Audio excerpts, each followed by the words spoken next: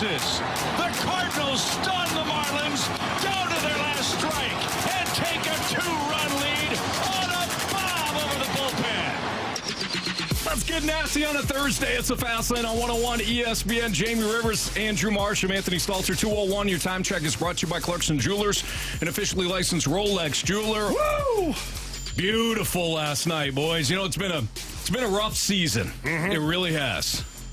But you get a comeback victory like that last night where you're rolling offensively.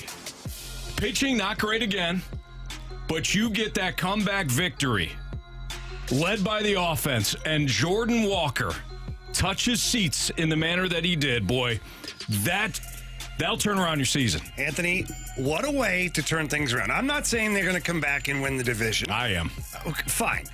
But to set that up, you got Wilson Contreras, who's been knocking the snot out of the ball lately. He hits that little whoops taparoo there and then outruns the pitcher to first base. Head first slide, safe at first. And then walk it like it's hot, Anthony. Yeah. You know your guy. No doubt. He comes up. He walked around those bases, didn't he? He popped that thing upper deck. Bam. Over the bullpen. How you like them apples? I love it. That's the way you turn your season around. Now his 1-2 pitch. Runners take off. Little tapper in front of the mound. The runners will advance. Double clutch, and he threw it away. Down the line. 1 run scores. Gurriel around third. He's going to score, and the Marlins walk off. Unbelievable. What the hell was that? Why is Chip Carey calling? What was that? That was the Braves. That was back when Chip Carey was with the Braves. Anthony, I don't think so. What was that from? I mean, the Braves and the Marlins. It was Chip Carey. It was Bally Sports Midwest, I believe. Well, maybe it wasn't. Maybe it was Bally Sports Southeast. Is that what it is? I don't know. Bally Sports. Did you guys not watch the rest of the game? Did you not watch the bottom of the 9th inning? Here's how it goes for me is I had the herd over last night, which is when I have... Colin Cowherd? No, not quite. When I have all of my kids and their boyfriends, girlfriends, friends, I call it the herd. We had like 10, 11 people over for dinner. Mm-hmm. I'm out there on the new flat top, by the way, Anthony. Nice. Flat top. I got burgers going it's like I own the place. Just flipping those bad boys, letting the cheese melt on top. I was sneaking a peek, but then Jordan Hicks was on the bump. He had one out. Mm-hmm. He had one drop off the table, 102-mile-an-hour sinker that the guy swung at. That's it. What else do I need to watch? He's been perfect this season in save opportunities. He's been great. Yeah, I turned it off. Who wouldn't? Yeah. What happened? Well, guys, the Cardinals, they found another way to lose. What? They found another way to lose. They lost. Well, I got to hear about this. They lost. How'd they lose, Marshy? Now, Anthony, don't throw things yet. We don't know. Okay. Well, there goes the chair. What? They lost. We spun the wheel. Bullpen. Boom. Bullpen problem. They lost. Gave up a home run? No, actually, it was a little dribbler right back to Jordan Hicks. Did he get hurt on the play? No, he just airmailed it right over Paul Goldschmidt. Wait, threw it too hard? He threw it too soft, Anthony. You ever heard of that game called 500, where they just throw the ball in the air and everyone's like 100? Yeah, you got to. That's 50. Basically what happened. Then Except for he's throwing it to the fans. It's one thing to fail when it's too hard. Yeah. But when it's too soft and to fail, it's kind of embarrassing. Very great. I mean, great point, Jamie. Thank you. Yeah, I turned the game off, just like I turned off the Falcons-Patriots Super Bowl and the Titanic movie after the first half. I figure all is well. Falcons won the Super Bowl, and the Titanic arrived safely. Oh, yeah, Anthony's doing well still to this day. Ooh. Unbelievable. This is, okay, all jokes aside, what a disaster. I am watching that game last night, and I cannot believe what I just saw. Don't you do it. Don't you start mixing that. Do not. What? You can't believe it, or can you believe it? Because I can believe it. You can't use that call. Even when you're joking, Jamie, I know you're joking. You can't use that call. All right. For this. Well, either way, it's always been a massive mystery for me how the pitchers can throw it 100 miles an hour, and good pitchers can, circumcise a gnat in mid-flight. Like, just no problem. And then you get a comeback to the pitcher, and it's like they have never seen a baseball before in their lives. They throw it over to first base, and it's always the most awkward-looking throw ever. Anthony, I told Marshy, if you hit 50 baseballs back to me to the pitcher's mound, and I was right where Jordan Hicks was at, 50 times out of 50, I would pass that. I would successfully throw it to first base. How the hell is Jordan Hicks not able to throw that thing to first base? No, it doesn't matter. It does, Anthony. It looks like he lost the grip on it. But here's the problem. He really needed a grip. Kind of fumbled with it a little bit. You just throw it. You palm it over there. I think he did. All he had to do is not throw it where he threw it. Anywhere else, Goldie's got a chance at it. How about Goldie, too? He goes. He just stood there. He didn't even move. He was like, okay. Yeah. He goes, oh, yeah, that makes sense. Go ahead, Mark. But they had a double steal going on that pitch. So that dribbler hits back to Hicks. When he grabs the ball, I forgot who was on third base or rounding third base, but he was almost like halfway home. So I don't know if it even matters if he throws to first on a line. I don't know if Goldschmidt can even get him at home. We got a tie game either way, 2 outs, runner at third. Maybe the Cardinals still find a way to blow it. It's just a funny way to blow it, the way that it happened. Well said. Thank you. Interesting. So the Wheel of Sadness, though, was correct. It's undefeated. Yeah. It said bullpen. And it's technically the bullpen. Oh, it absolutely was. I mean, he didn't give up the 3-run Ding Dong Johnson, but he almost threw the ball into the stands. No, Jordan Hicks wasn't the only issue. I feel like we say this about the season. This one guy wasn't the only problem last night. You have Matthew Liberatore pitching on short rest. That didn't go well. Oh, come on. Who saw that go?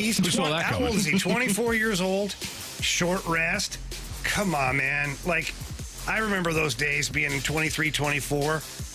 You could go out all night and play the next day. Matthew Liberatore, short rest. Come on.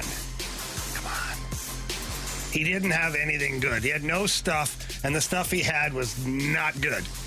It was batting practice from the left side this time. Well, then Dakota Hudson took over and threw batting practice from the right side. Yeah. How do you come up? You're called up, and I feel bad for Dakota Hudson because you get called up, you have an opportunity, and that's what you do with it. Well, okay, but what? Perfect. That's your opportunity. It was. Have we seen enough of these guys, by the way? Have we seen enough of Dakota Hudson? Do we have a good... Seen enough, he just showed up. That's the problem. I mean, come on. Last couple of years... Have we seen enough of the Dakota Hudsons, the Jake Woodfords? We're giving them all opportunities. I'm not disputing it at all. At all. It's just kind of sad. It's a pathetic season. These guys are wound so tight. Your offense is good enough. It really is. It's an above-average offense. You scored 9 runs, Anthony. It could be an absolutely dangerous offense. We'll never know. You scored 9 runs, Anthony. You should have scored 11. Should probably win the ball game. That's another one of those ones, the Cardinals. We talked about 7 runs or more in a game. You score that many runs, Anthony, you should be winning the ball game flat out. It's unacceptable. I'm just looking at this right now. So they scored 9 runs in a loss. They scored 7 runs in a loss. They scored, where do you want to cut it off? Like 7? Whoa. 5. They scored 5 runs in a loss. I don't know. I'm getting depressed. Anthony, you sound very irritated. 7. I mean, what are we doing? We still got half a season left. It's not even the All-Star break. It's not even the All-Star break. Can't wait. And I thought they were done with Miami. I thought it was over with last night. Apparently, they got another game. What? That's a 4-game series. You gotta play them again? Apparently, they got another game against Jorge Soler and Luis Ariz. Soler Flair. And the Cardinals made a move today, Anthony. We wanted a shakeup. We got one.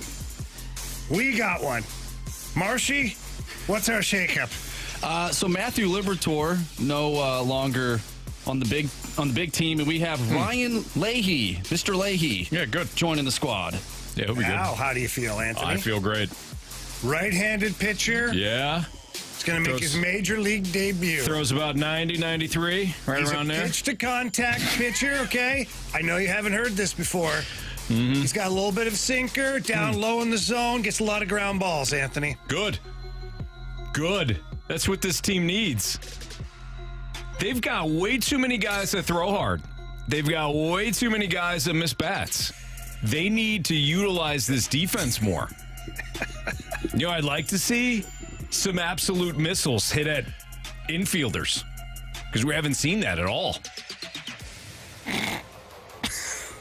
This is pathetic. Okay, well, let's give the kid a chance, okay? It's not his fault. He's coming into a really horrible situation. Well, save the season, kid. It's on you. John Denton also tweeting out 2 minutes ago that Tommy Edman said he felt intense pain in his right wrist, first on the inside and later on the outside while taking batting practice on Wednesday. He was scratched from the starting lineup and his availability is in question for tonight's game against the Marlins. Perfect segue because apparently the lineup's out. This should be fun. More Cardinal sadness next on 101 ESPN.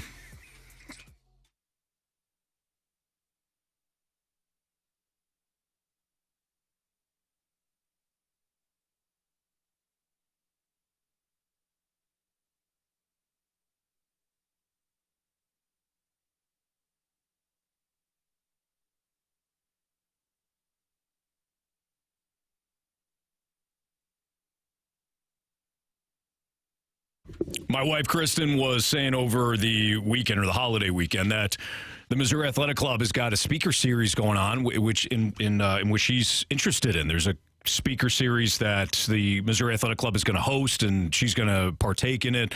Some people that she knows are going to be speaking, and she's excited. They have speaker series going on all the time. In fact, they got a very cool one that's going to have Chip Carey and Joe Buck.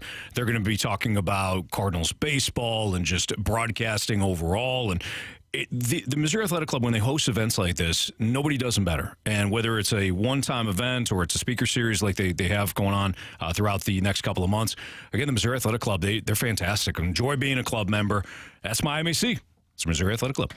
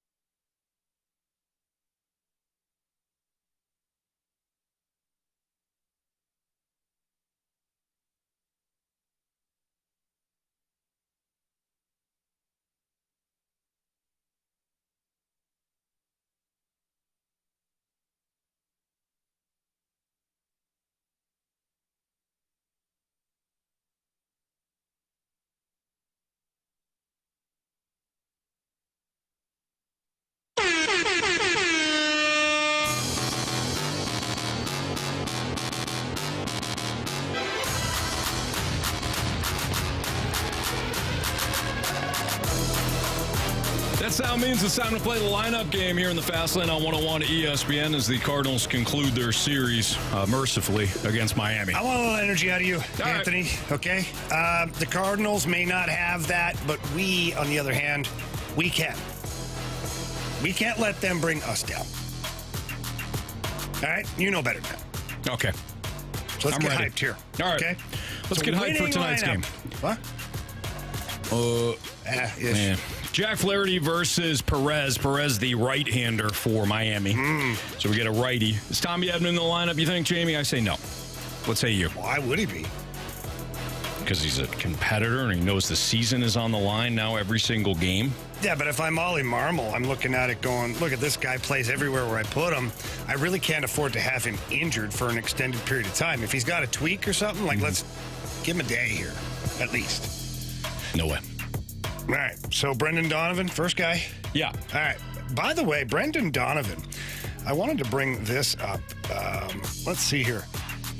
Brendan Donovan, Nice as a game last utility night. player, he leads the National League with 166 WRC plus, third best overall, only behind Ohtani and Corey Seager. His WRC plus is 66% above league average. Wow.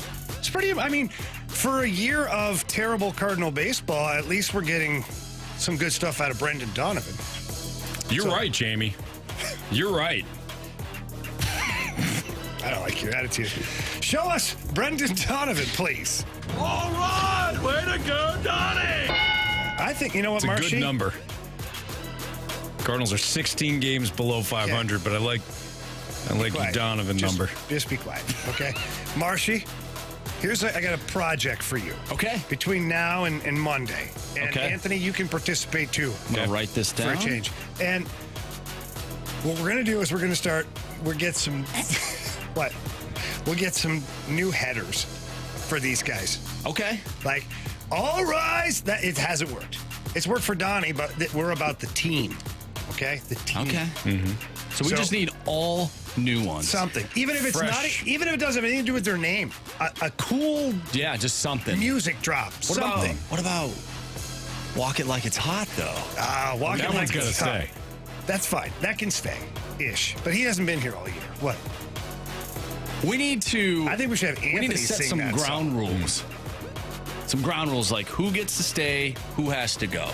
Like, is Paul DeYoung? Is he done? I think Paul DeYoung's got to go. Montgomery's got to go. Flaherty's got to go. No, the Sounders. no, the Anthony. Sounders. Oh, Yeah. I agree with you. I thought No.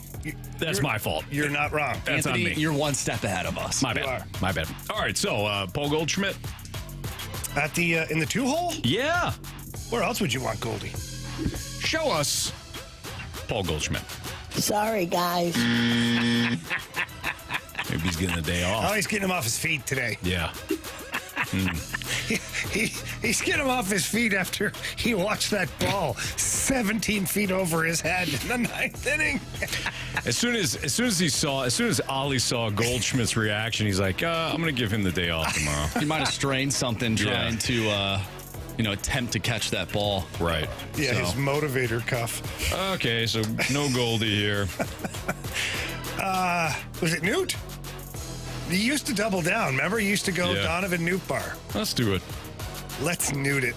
Let's snoot it up. Go ahead. Yeah. Everybody's Newton. Show us Lars Newt bar.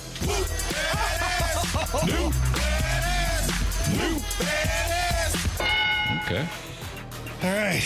So if Newt is not in the 3-hole, who is this? Gorman? Ooh, Gorman. You had Gorman yesterday, didn't you? He was red hot. Who wouldn't take him? Jamie only remembered the Yankees game that Yeah, he had played, see, and it I'm- worked out. It worked I'm- out perfectly. That's how damaged I am psychologically this year. I'm blocking out series Yeah. of games. They didn't happen. It's not a bad idea. Gorman? Sure. Go ahead. Show us Stormin Gorman. You are so wrong. You know what, Janet? Contreras? Sure. Show us Wilson Contreras, please. What the H is wrong with you guys? Nolan Arenado? Yeah? Jordan Walker. Sure. It's what? Hey, show us Walk It Like It's Hot. Yeah, that's probably not going to happen. You're wrong. Show us Nolan Arenado. Can I say one more thing? Albert Pujols, I love you, man. This is All just right, so awful. this is Gorman. Gorman's your Or is it cleanup. Contreras? I don't know.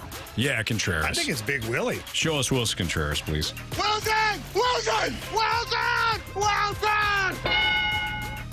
All right. Now Gorman I would do that, or Walker. or Walker? But you got, hang on, you got lefty, righty, righty. Gorman here. Gorman. Show us Gorman. Don't get crabby with me. No, I was excited. All right, I'm excited. All right. Stormin' Garmin, he's taking the league by storm. Now I think it's walk it like it's hot, Anthony. Yeah. Show us Jordan Walker. Walk it like I talk There it is. Walk it like I talk it. Ay. Walk it like I talk it. Walk it like I talk it. You. All right. All right. Need here. Oh, boy. All right, 7. Paul DeYoung Sure. or Lucan Baker. Burleson. Burleson. Early. Who do you want? I say it's Lucan Baker. Sure. Go ahead. Show us Lucan Baker. What a Yeah, shame. okay. Yeah, right. Jamie, your turn. Show us Alec Burleson. Okay. Wow. Oh, Burley got locked out, even though he came in and pitched 2 games in a row. Marshy gave him no flexibility on that one. No, got a hit. I All appreciate that, Marsh. You gotta get a hit. This All is right, this is DeYoung. This is the King. Is the King returned? Show or is he us. still gone? Paul DeYoung. Yeah. 0 he's- for 5. Over Gopher. Is that bad? And then this is Tommy. What do you think? No, No. I don't think he's in the lineup. So is this Lucan Baker then? Because he got Newt. Oh, it's Dylan Carlson. Never mind. yeah. Show us Dylan Carlson. I'm just kidding. Oh, You can't do that, Marshall. oh, yeah. That's cruel. In the bylaws here, right here. In the Boy, rule book, the Are those bylaws. the bylaws for the You lineup can- game, or are those the Gauntlet No, bylaws? the Gauntlet one's a lot bigger. It's a lot thicker. Right. You'd know it. These bylaws, by the way, it says right here, page 10, 10.7. Is that the fine print? No, it's big Oh. and bold. Oh, wow. Yep, just the way Anthony likes it. It says flat out, it says, you may use diversions and other songs, but you may not hit the X button in order to fake out your co-hosts. Well, that's cute. It is, Mo. Like, we don't mind if you do the songs, like where you, Yeah. and Janet and all that. Yeah. But here, 10.7 says you cannot All do right, well, that. there we go. And now I won't do it ever again since it's in the bylaws. I know. You should have Good, read Marsh? that, though. This is standard. This Oh. is standard operating procedure for everyone on the fast lane. You know you Gotcha. got a copy of it. I see it all the time. You put your coffee on it in the office. It does have a few stains on that piece of paper. Yeah. Some of them are unexplainable. Go ahead, You want me Marsh. to run it? Run it. Absolutely. All right, leading off. What's wrong with DH, Brendan Donovan. Batting second in left field, Lars Nootbaar. Batting third baseman. Nolan Arenado. Cleanup hitter, catcher Wilson Contreras. Batting fifth, second baseman Nolan Gorman. Batting sixth, right fielder Jordan Walker. Batting seventh, first baseman Alec Burleson. Batting eighth, the shortstop Paul DeYoung. And batting ninth in center field, Dylan Carlson.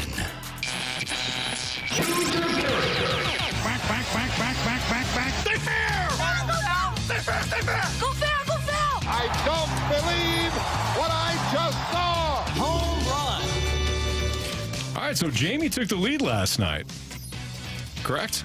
Yeah. did. Stormin' Gorman. All right, Jamie, go for it then. All right. Let's see here. I think this is going to surprise you. This guy, it's been so-so recently. I'm going to go with Nolan Arenado. He's had himself a nice little run here in Miami, hasn't he? All that's missing is a Ding Dong Johnson tonight. All right, since he left it for me, I'm gonna go with Nolan Gorman. Not a bad Marshy? call. I'm going to go with Alec Burleson today. I think the big Burley hits a home run today. Marsh is still looking for his first home run. You've got Come one. on, Anthony. It's Do you have one? I have at least one. Do you have one? That's the ultimate burn right there. When you know and you make the person say it. He's got one. Marsh, the last thing we have to do is, of course, spin the wheel of sadness. Are we doing that now? I say we give it a little. Okay. Let's just give it a little. Let's let it marinate. The wheel has to kind of compute. We don't know how they'll lose just yet. We haven't discussed. Yeah, we haven't. Yeah. Well, that's why I wanted to go with the wheel. All right. But we can hold off. Break the deal, face the wheel, Anthony. Maybe as we talk throughout the day. What movie? I don't know, actually. I have no idea. What'd you say? Break the deal, face the wheel. I have no idea. Mad Max Beyond Thunderdome. Oh, wow. Yep. Marsh, you loved it. What the hell happened I with don't know your why. mic I just there? kind of got electrocuted, too. It did sound like you did get electrocuted, yeah. Something just happened. IT, help! All right, well, Jamie get some help for many things. I don't need that coffee now. Holy crap. It did sound like you got No. electrocuted there. Yeah. Cardinals in the midst of a disastrous season. The question is, will it matter from a front office standpoint? I doubt it. I'm going to get salty. Next on 101 ESPN. Stalty?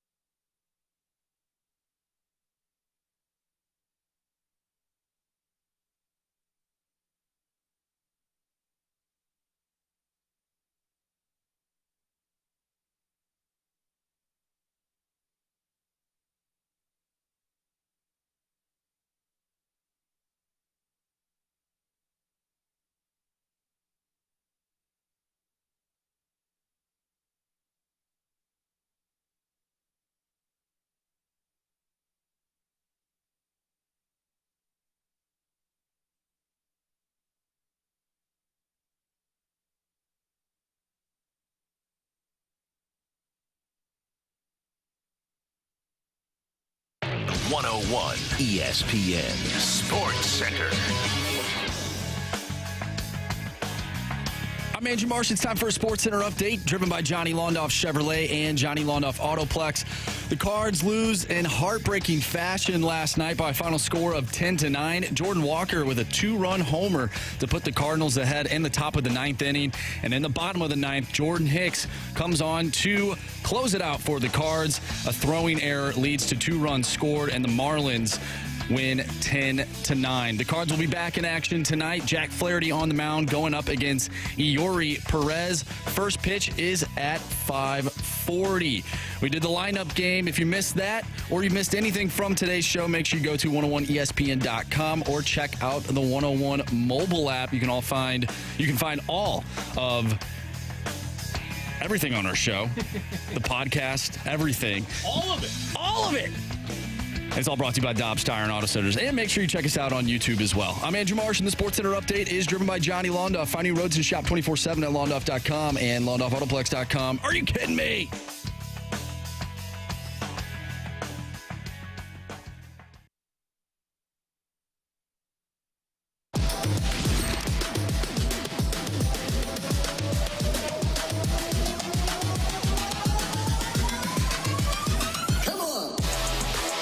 So we all know the Cards stinkola this season.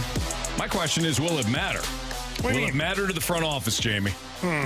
This front office. You and I were talking about this last night, walking out of the building, the studio.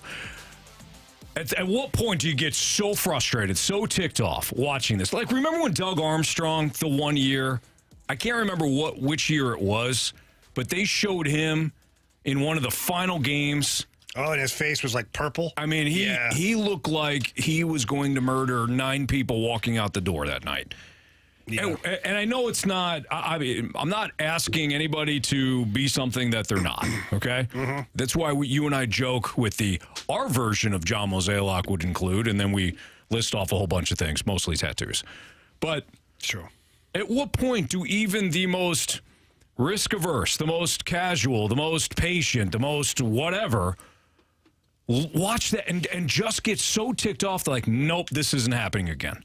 I'm not going to allow this to happen again, especially when this is it. This is his final contract. He's got this year, and then he signed a 2-year contract extension with the Cardinals. With the Cardinals, right? At what point do you get ticked off? Well, at what point does it come from even higher up? Like, I look beyond John Mozeliak. If I'm the DeWitts, I don't know if God checks in on the Cardinals or not. Well, he should, and I bet he does, Anthony. That's pretty high up. But I go to the DeWitts in this one here, and I'm not blaming them because they've hired people to do their jobs. Mm-hmm. But at some point, if you're sitting there and it's just not acceptable, as the owner of the club, you're allowed to do pretty much whatever you want as far as hiring and firing people and cleaning up your organization. And Bernie Miklasz posted something really good on Twitter. And here's what he posted. It was a quote from Bill DeWitt Jr. after firing Mike Matheny right before the 2018 All-Star break. In quotes, "In some places, a winning record or even 500 is even acceptable. Not with this city, not with this franchise, not with its history, and not with the fans." That was before they fired Mike Matheny. I think he was 500 at the time, or he might even been a game or two above 500. They went in a different direction. And so it's just, that's where I talk about, the DeWitts. And if that's coming from Bill DeWitt Jr., and he was aware of things that were going on then, he's aware of them now. And there's more to it. It continued. And this is, again, quotes from Bill DeWitt Jr. "Continuity is desirable, but when it's not working, you feel like a change needs to be made." What are we doing here? I'm not saying Ollie's got to go. I'm not saying any certain person has to go. Something has to happen. Standing pat at this point here right now is almost... it's so frustrating for the fan base. It's that meme where the guy's got the stick and he's poking it. Do something. Yep. If they aren't aggressive at the deadline, if they're not aggressive in the offseason. And aggressive can mean a variety of things. Like I would describe Doug Armstrong's trade deadline as aggressive. There's not much he could have done this offseason because of the cap. But there's no cap in baseball. You got a budget, and they're going to adhere to a budget. They're not going to go to Steve Cohen levels. We understand that. But there's plenty of room within the budget to be aggressive. Are you aggressive with this current roster, i.e., moving the guys out that no longer fit whatever your structure is? And I don't just mean the guys on expiring contracts. That's the bare minimum. The bare minimum should be trading Jordan Montgomery, trading Jack Flaherty, trying to trade DeYoung, trying to trade O'Neill, trading Jordan Hicks. That's the bare minimum. Who else on this roster do you know does not fit with the system, the philosophy, the approach of this current Cardinals baseball? And then go from there. How can you sit there and watch this? A proud fan base. You sit there at 35 and 51, and then turn around, if you do, and say, hiccup, small hiccup. This is not a one-off to me.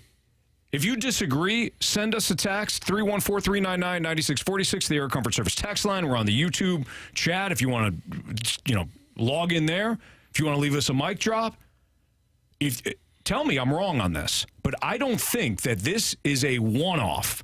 I think this is a product of what you have not done for the last 5 seasons. And I'm not just talking about free agency. We go to free agency like it's Christmas. Santa's going to bring us a whole bunch of stuff. I like Christmas. Christmas is great, isn't it? It's pretty nice. Yeah, I don't know why you're down on Christmas. I'm not. Okay. Just saying it's not. It's not there's other holidays throughout the course Can of the we year. get Christmas in July? I heard that was a thing. Yeah, no, it's 4th of July. Yeah. Oh, I'll take that, yeah. The draft, you have not drafted particularly well in the first round, and we're going to go into that a little bit later on. But you have got to do something here to turn this around in a hurry. I'm not saying overreact, but you have to have some urgency.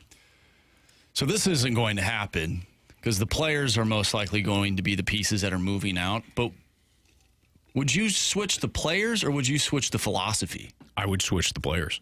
So you would keep the philosophy, everything that the front office has implemented, how they go about business? No, because that's part of it. Trading the players, or I'm not saying trade the entire roster. Right. What's wrong with the philosophy? Like, what is it about the philosophy that we don't like? Is it the rotation where we're pitch to contact? Are we too heavy that way? If that's the case, I agree. Yeah. But that's minor changes. You could still have 3 guys that pitch like that and go get a couple of fire burners too, So I'm just wondering, what is it about the philosophy that we don't like? To me, my read on it, Jamie, which is it's a great question. My read on it is, that is more specific to the pitching staff and all that. You built a roster outside of Will Contreras that is filled with hardworking, lunch pail guys. And when things go wrong, everybody's squeezing the bat so hard, you got sawdust coming out of everybody's feet. I think you've built a roster that needs some psychopaths. So we need definitive roles almost, because do you think some of these guys are squeezing the bat a little too hard because they know if they don't hit, they're out of the lineup? I don't know. They don't get a sounder? I don't know about I think the sounder does play into it, I think Marsh. so. Now, we've only recently implemented that, so they can't blame us for that. That's true. They shouldn't blame us at all. That's right. I was talking to Kerry Davis about this in the office yesterday after we recorded Gridiron Guys. And by the way, new podcast up for Gridiron Guys. Kerry Davis and I dive into the AFC East and the NFC East. But Jamie, this also applies to you and your playing career. I told Kerry, I said, Kerry, you know this better than anybody. Jamie, same deal. An identity forms based on your leadership. Mm-hmm. And if you look at the leadership here, you have excellent leaders. However, you've got Adam Wainwright in his final year. He's not pitching well. Goldschmidt, very quiet, lead by example type. Nolan Arenado, intense, but almost like internally intense. And then you got a bunch of guys, Tommy Edman, Brendan Donovan, just kind of doing their thing. Good guys to have them. Paul DeJong doesn't say much. Where is that guy outside of Wilson Contreras, and you damn near ruined him? Where is that guy that in April that is going sideways is going to come into a clubhouse and say, no, I don't think so. This isn't happening. You don't have him. To your point, Anthony, you're 100% right. When you have a lot of vanilla in that clubhouse. Which is great. Which is fine. Unless you don't have... But I think people have gotten confused, not fans. I think the front office has gotten slightly confused over what the Cardinal way is and vanilla. Because I feel like the front office feels like they go hand in hand. We're not flashy. We don't disrupt things. We got good, quiet leadership. The Cardinal way. No, you have vanilla. Like, it's so plain. Like, there's nothing. No sprinkles. No chocolate sauce. It's like no swagger. No. So when I look at guys like Wilson Contreras, it's a good start. But Paul Goldschmidt's so quiet. Arenado, even though he's a good leader by example, I don't know if he's the guy that rallies the troops. I feel like he's the guy that just internalizes everything and keeps going to work like a psychopath without really reaching out. And Waino, this is a unique situation for Waino. Ordinarily, Waino would probably have a real good grip on this clubhouse.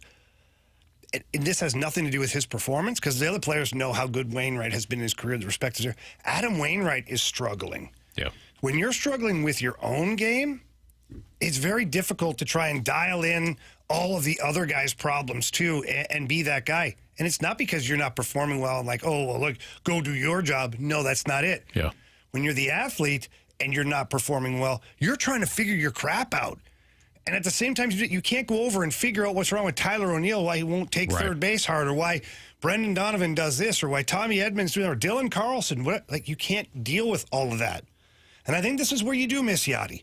I think this is where, because Yachty, to my knowledge, was very direct with players. Yeah. It wasn't like, hey, let me take you out for lunch. It was like, walk over and just blah, say it. Like, that's unacceptable. That's crap. We need better. And just kind of go on about his business. Well, BT, sorry to cut you off real quick, but just to add to your point, BT would tell us Yachty knew when he needed to kick you in the pants and when he needed to pat you on the butt.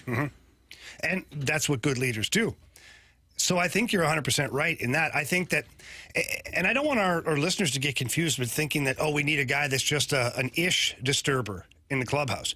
You don't just necessarily need the salmon swimming upstream, okay? You need somebody who can run with the herd, but when the herd veers off, you got that one or two cattle that's over here, you got the one goes over and reels him back in. Yeah. Nope, get back with the rest of the group. Right. That's what you need. You don't need the guy that's going to come in and punch someone in the face. It'd be kind of fun to watch, but you don't need that, because a lot of times, as much as we think, yeah, that's what you need, that can go sideways sometimes. And then you got a guy who's a problem in the clubhouse and it's looked at the wrong way, and then you're dividing the clubhouse. Right. You just need somebody who recognizes when the herd has a stray and gets the stray back with the group. You have had these guys. You've had these guys within the organization. I wrote down 1, 2, 3, 4, 5, 6 guys. Well, let's hear them. I'm curious to see who you're identifying. So the last guy I'll get to I'll save him because he's not really what we were talking about, but it's that energy that you kind of used to have. But Chris Carpenter's at the top of my list. Well, yeah, I think that's a pretty obvious one there. Exactly. All these should be obvious, but Carp was that guy, though, too. He didn't do it just to be a jerk. No. Like, he was intense, and he would find the strays and get them back with the herd. And Brendan Ryan found that out, certainly the hard way. Chris Carpenter, Yachty, who you mentioned, Albert Pujols. Dunk used to talk about whenever they walked Pujols and Dunk was sitting behind him, Pujols would turn around and goes, come on, let's go. Strike the fear of God into to Dunk to do something. But it's that competitive nature that Albert played with. John Lackey for 2 years. You acquired him. Why'd you acquire him? Because you knew you had a bunch of guys that were kind of, this is a good, nice clubhouse. Mo recognized it. Tommy Pham, I think, could rub people the wrong way, but Tommy Pham also played with that intensity. He did, but I'm going to put an asterisk there. You got stabbed multiple times. Sometimes guys are just blank holes too. Okay, well, cross him off then. No, I know where your head is at on that, but I'm just looking at it from a clubhouse or locker room standpoint, going, sometimes that can just be too much. That's fair. The other guy wrote down, not in the same vein as the other guys that I mentioned, but from an energetic standpoint, it was Bader. Bader played with a little flair to him, a little swagger. When he was going, when Schilt first took over, Bader got on a hot streak. And it's kind of like, okay, now everybody's following Bader. You saw this last year with Newt. Everybody kind of got on that Newt train.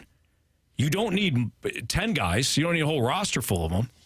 But this roster, I think, is severely lacking in that category. All right. Brad Thompson, speaking of which, he's going to join us next. We'll talk to BT about the Cardinals and whether or not we're going to see a bit of a youth movement here with the team. We'll talk about it with BT here on 101 ESPN.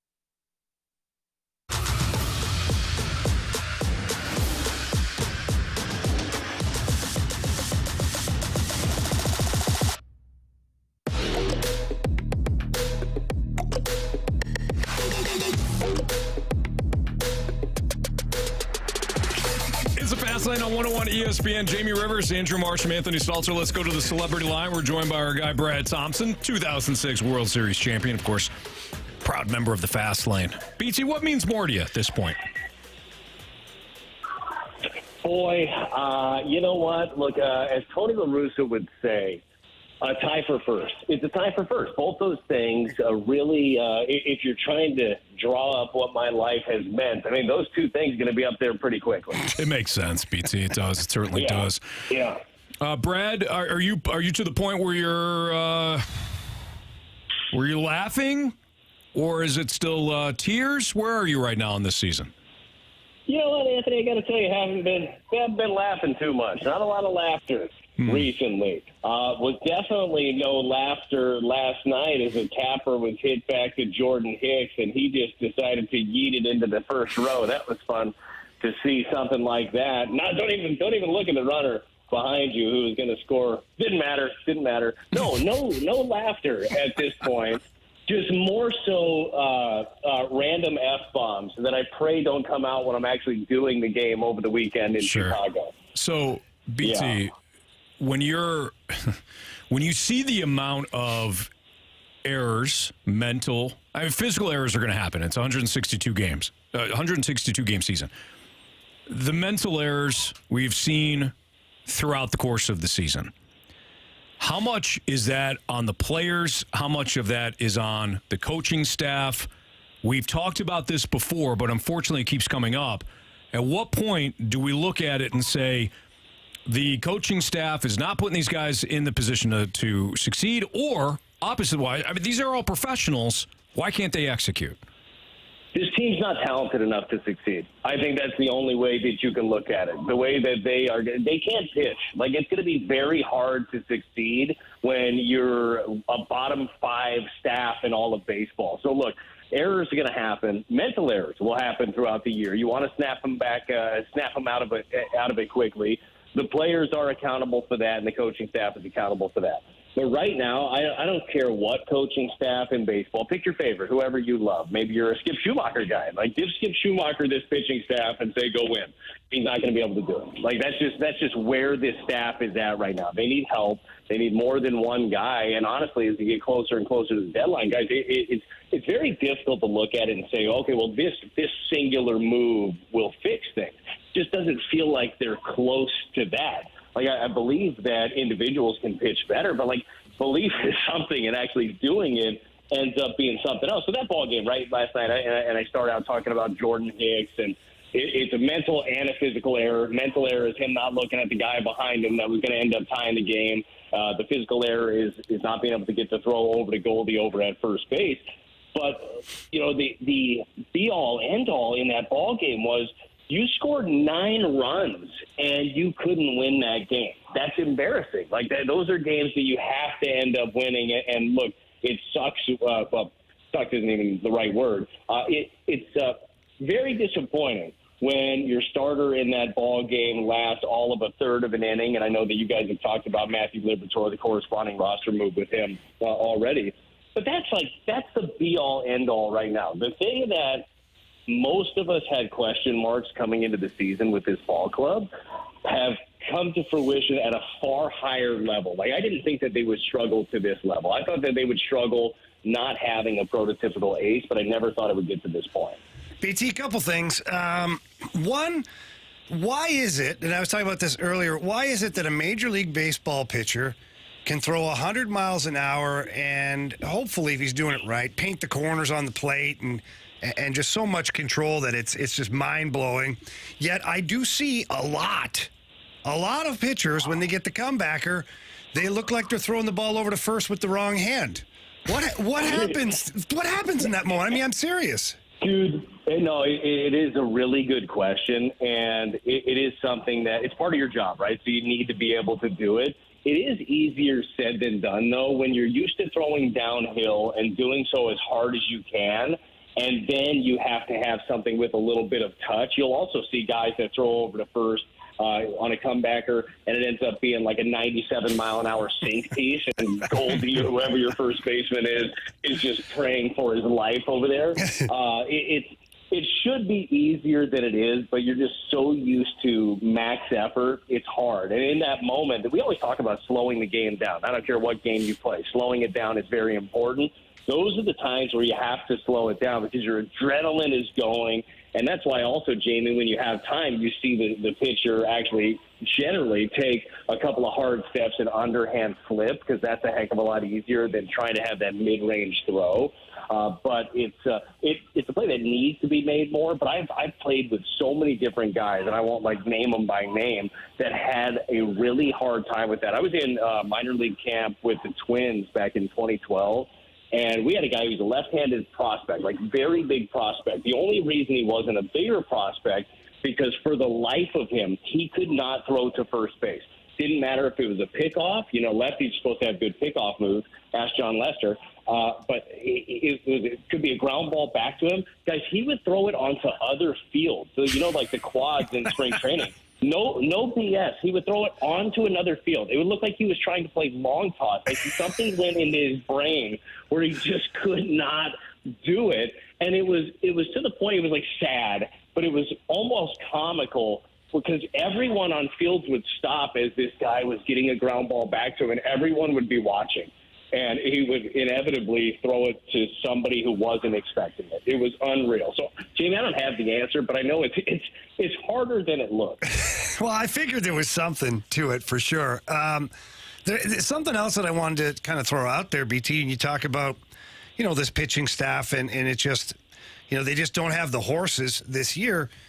When you look at some of the guys who are supposed to be lined up for the future, Matthew Liberatore, albeit he is still a very young pitcher, probably has a lot of major league experience ahead of him, although right now it's been pretty bumpy. Dakota Hudson was a guy that the organization was going to lean on as far as the next wave of pitchers coming up. You combine that with the fact that your current rotation, the guys that you had penciled in or penned in pen for the team, haven't been good. How much work is that actually going to be now for this organization in the offseason as they try to literally rebuild their entire pitching staff?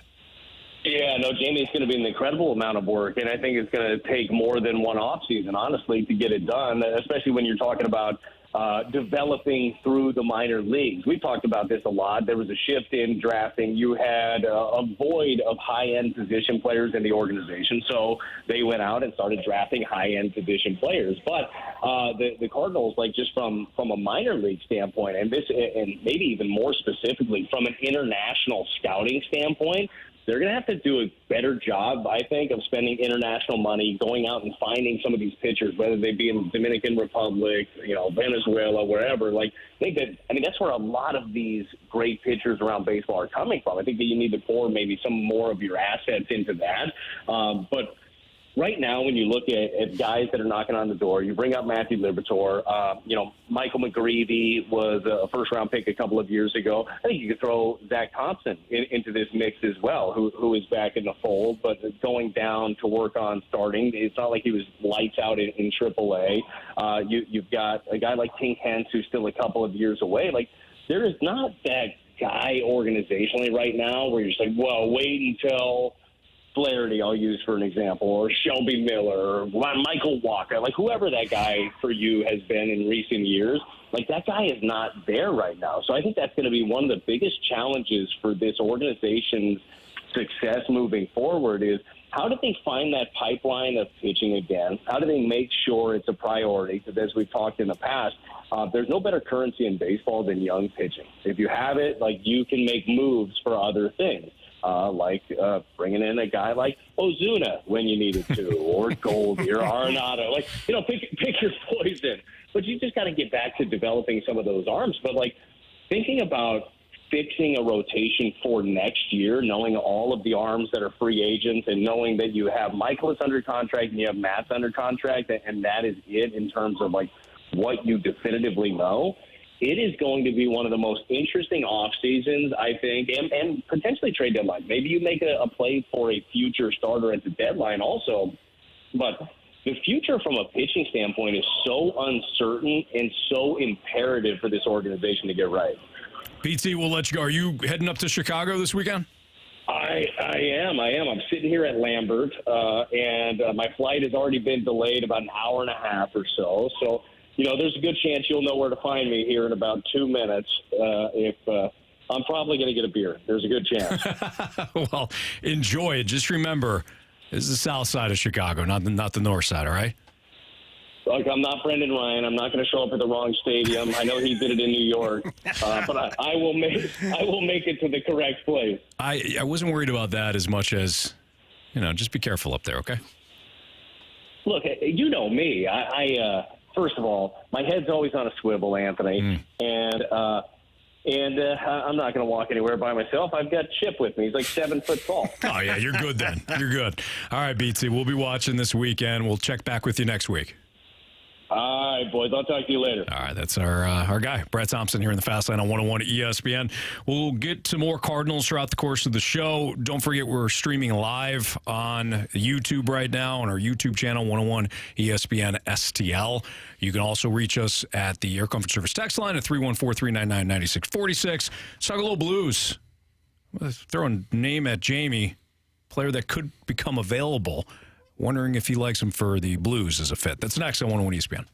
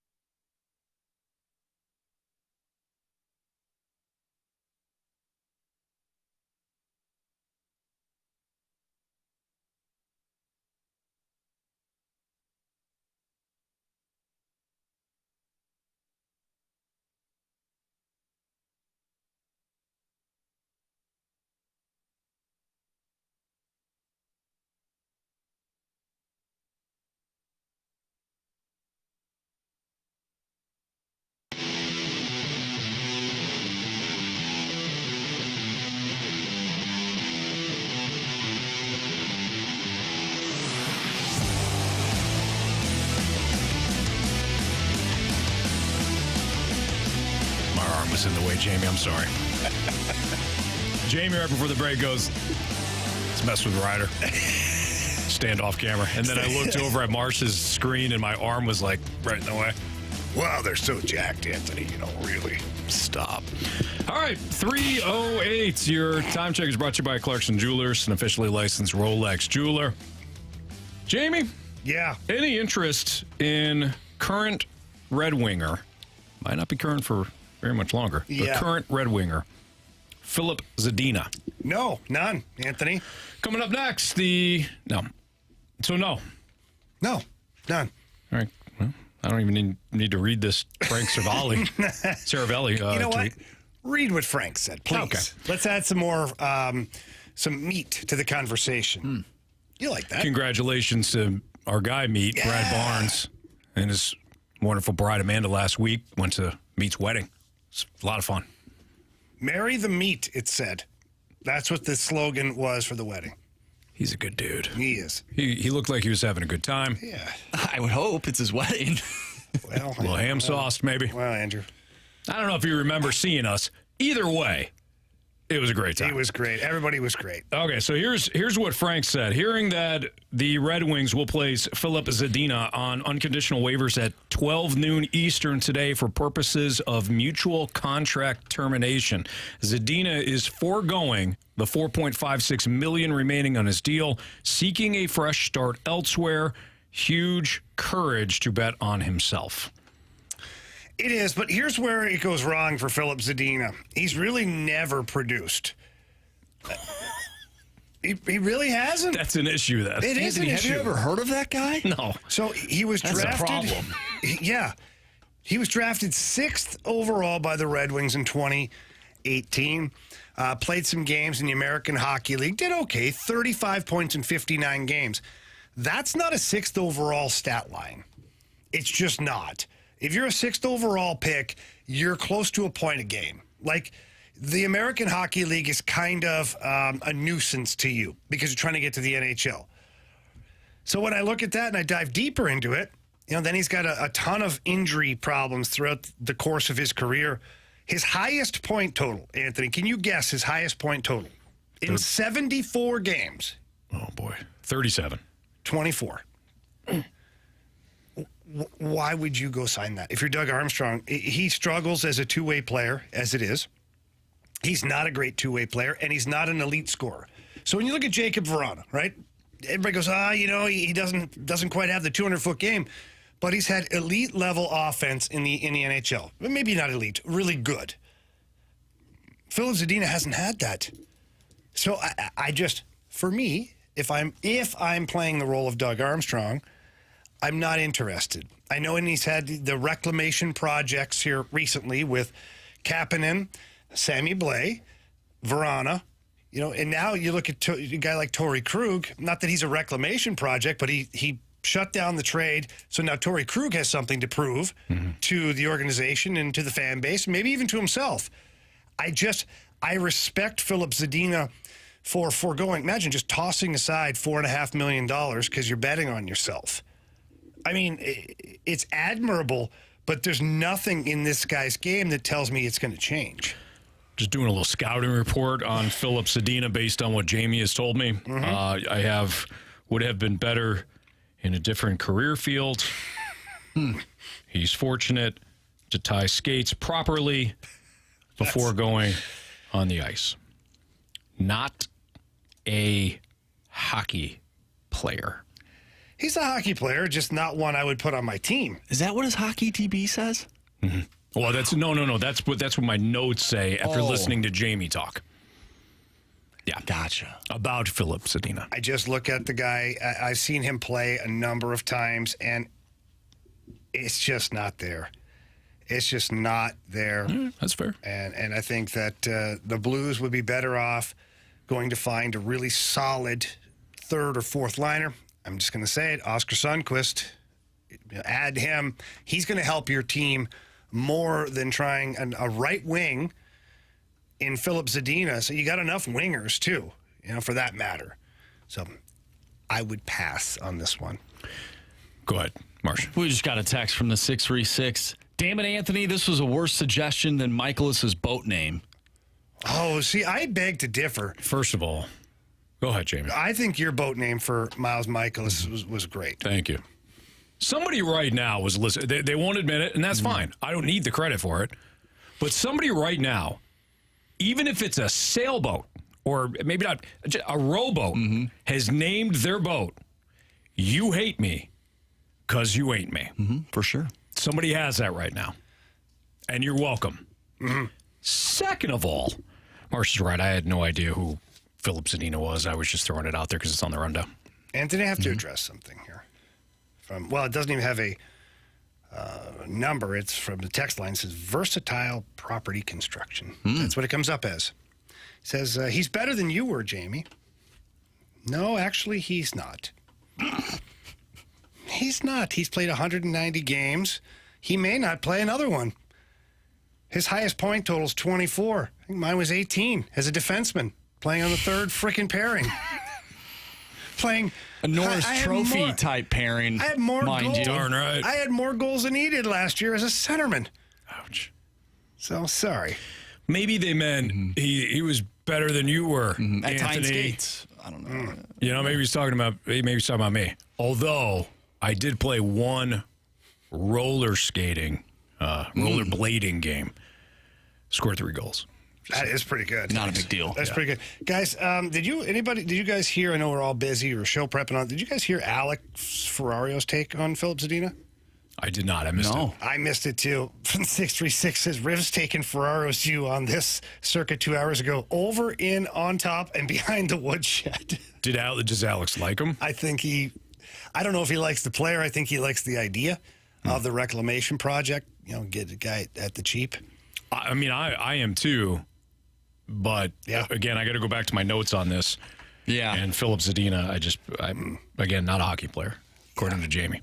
All right, it's the Fast Lane on 101 at ESPN. We do have our Sports Six Pack coming up in 15 minutes. If you want to leave us a question on the Air Comfort Service text line, you can 314-399-9646 or via our YouTube channel at 101 ESPN STL. Greg Amsinger, I was listening to him earlier today on the opening drive. And when Greg Amsinger has turned on you, you know you got problems if you're the Cardinals front office. No, not me. Okay. Well, He's stealing my takes. You're really You know hard that. on him that one time. I was not. You were. When? That time. You know. When he stole your ideas? Was it a Thursday? I don't know. You went off on him. Was it a Tuesday? I don't know, Anthony. Who cares? It definitely ended in Y, for sure. Now I remember. All right. We'll tell you what Greg Amsinger said about the Cardinals front office earlier this morning on 101 ESPN next in the Fast Lane.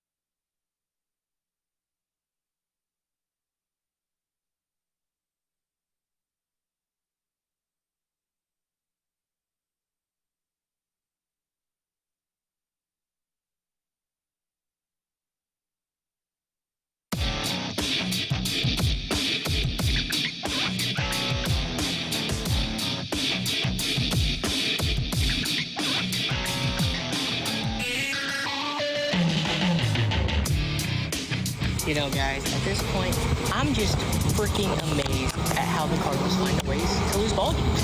I think at this point, I think they're deliberately trying to lose in new ways to break our hearts. That's my only thought process. There's no other explanation. This team should not be this bad. They're just doing it. You know, they're just tanking for 1 year, and then they're going to go back to normal. That's obviously what the plan was this year. They're just going to suck this year to have fun and torment us. Well, it's hard to argue with that kind of logic from Swan. Yeah, I think the Cardinals hate you. That's the logical explanation on that. Why else would you be in last place in such a bad division? I don't know. Why, out of all these years, Jamie, would you lose like this in the manner that they continue to lose? Like, I don't know, lobbing a throw over Paul Goldschmidt, who is a pretty big guy. I mean, he's not a big, strong guy, but he's a big guy. He's a big, strong. He's not the big. He's not putting people in hospitals. No. I think that's where they differ. Yeah, he could. I think Goldie could. Oh yeah, sure, yeah. Anyways, Goldschmidt, he's pretty tall. Was he like 6'2"? At least. You think? Yeah. You think he's taller than that? Yeah. He's 6'4". You think Paul Goldschmidt 6'3"? 6'4"? Probably 6'3". He's 6'3". Paul 225. Let's see here. I know he's a pretty big dude, but let's see here. What's he listed as? Well, I'm trying to find out, Andrew, now that you brought that up. He's 6'3". Okay, yeah. What's the weight on it? Well, probably 215. I said 225. I would say he looks every bit of 225. He's a barrel-chested dude, man. He's got big legs. Well, where are we at? I think he's like 235. He's... I don't know what he's listed at, but 220. 6'3", 220, he's not according 220. to Baseball Reference. He is not 220. Anyways, Jordan Hicks thought he was 7'9", and he thought Wembanyama was playing first base. He did, for sure. Yeah. Good corner of the end zone pass. It was right over the shoulder. Yeah, it's Megatron, a fade. for sure. Right. He threw the fade route on that one. Wanted nice and high, come down, let his receiver do the work. He knew that you not playing football. Were missing football and need a little pick-me-up. Marsh, do you know what play I hate more than any other play in football? College, pro. In football? Yeah. XFL. It doesn't matter. Running play. No, come on. You got to run the football play to win. That you hate the most? I already know where this is going. Wow. I think it's the dumbest play. But it's a successful play. Is it? Yeah. It can be. Successful? If you have Rob Gronkowski, too many things have Randy to... Moss, these guys do pretty good at that play. Still, too many things have to go right. It's a total advantage Anthony for a hates- defense. Is it the flea flicker? No, the the flea little flicker's corner of fade. the end zone. It's the fade. So you hate the fade? I absolutely hate the fade. I mean, you think about it. The quarterback had first of all, there's no one-on-one coverage. You hate the fade. Watch, this is breaking news. You have how many plays that you can design? Yeah. The defense is backed up.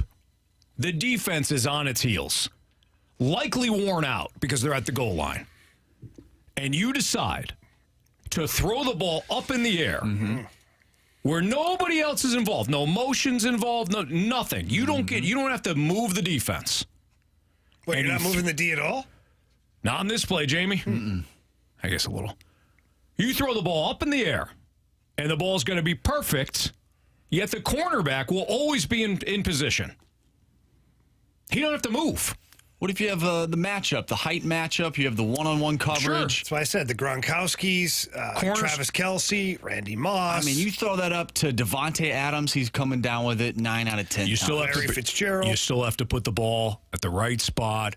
You could throw it out of bounds at that point. The corner's in position. He can leap up. He can knock it out. He can wait till the ball goes in the hands. He can hit the ball out of his. It's the dumbest. It's the most unimaginable play. Any offensive coordinator at any level, if you're running a fade at the goal line, you should be fired. Well, I think it's a really good play, Anthony. League. Quite honestly, I've seen it be very successful and win a lot of games. So I'm going to have to. You remember just the disagree two with you. times it works. So you hated Jordan Hicks throwing the fade last night. Yeah, I would rather have him back foot hit Goldie like a shovel pass. Shovel pass forward. Just a nice hook, you know? Boom. What about holding right on in to the the chest? ball? Holding on to the ball. What do you Maybe mean? getting the guy at home instead of at first base. Whatever. Don't. Well, that's the part we don't totally punt it overlooked, into the by stands. the way, is we overlooked the fact that Jordan Hicks really didn't know where the hell he was going with that ball. No. Like, as a pitcher, you should know what your options are. I know your job is to pitch, but defensively, you should know for a couple of reasons. One, if you have to cover a base or the anticipation of covering for a guy at a certain base as a pitcher, should be aware of what defensively should happen. And then, I don't know, if the ball comes back to you, what your first option is. And when the guy's sitting there and you see him stealing or getting in motion, we'll call it, get the running start, the hit and run going on there, you know the play has to come home. The ball has to come back to Contreras. Mm-hmm. It would have been in plenty of time, too. Mm-hmm. Plenty of time. Unless he airmailed it. Correct. Maybe he thought it was too stressful to throw it to Holmes. Maybe. So I'll go the first. But no, you're right. It's situational baseball. The player has to be aware there. Yeah. So regardless of him airmailing it over Yao Ming's head at first base, Minute ball. Yeah. Well, regardless of that, they were still going to score the tying run. They were. You're right. Like, no matter what, he was screwing up that play. Even if he fired a laser to first at that point, odds are that guy's still scoring. Very true. All right, we didn't get to Greg Amsinger's audio. We'll play that after the break here on 101 ESPN.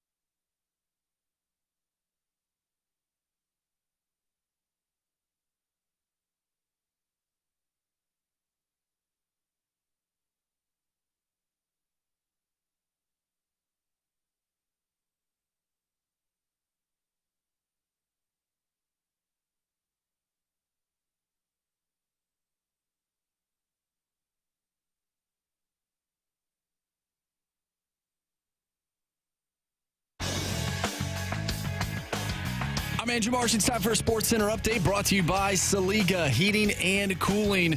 The Cards lose a heartbreaker last night by a final score of 10-9. Jordan Walker with a 2-run blast in the top of the 9th inning gave the Cards a 1-run lead, and then Jordan Hicks with a throwing error in the bottom of the 9th gave the Marlins the victory. Jack Flaherty will take the mound today going up against Eori Perez. 5:40 first pitch. Matthew Liberatore, who pitched last night, he only went a third of an inning, gave up 5 hits, 4 earned runs, and walked 1. He has been optioned to Memphis. And coming up for the Cards is Kyle Leahy. He will make his Major League debut with his first appearance. I'm Andrew Marsh, and the Sports Center update is brought to you by Saliga Heating and Cooling, an independent American Standard heating and air conditioning dealer.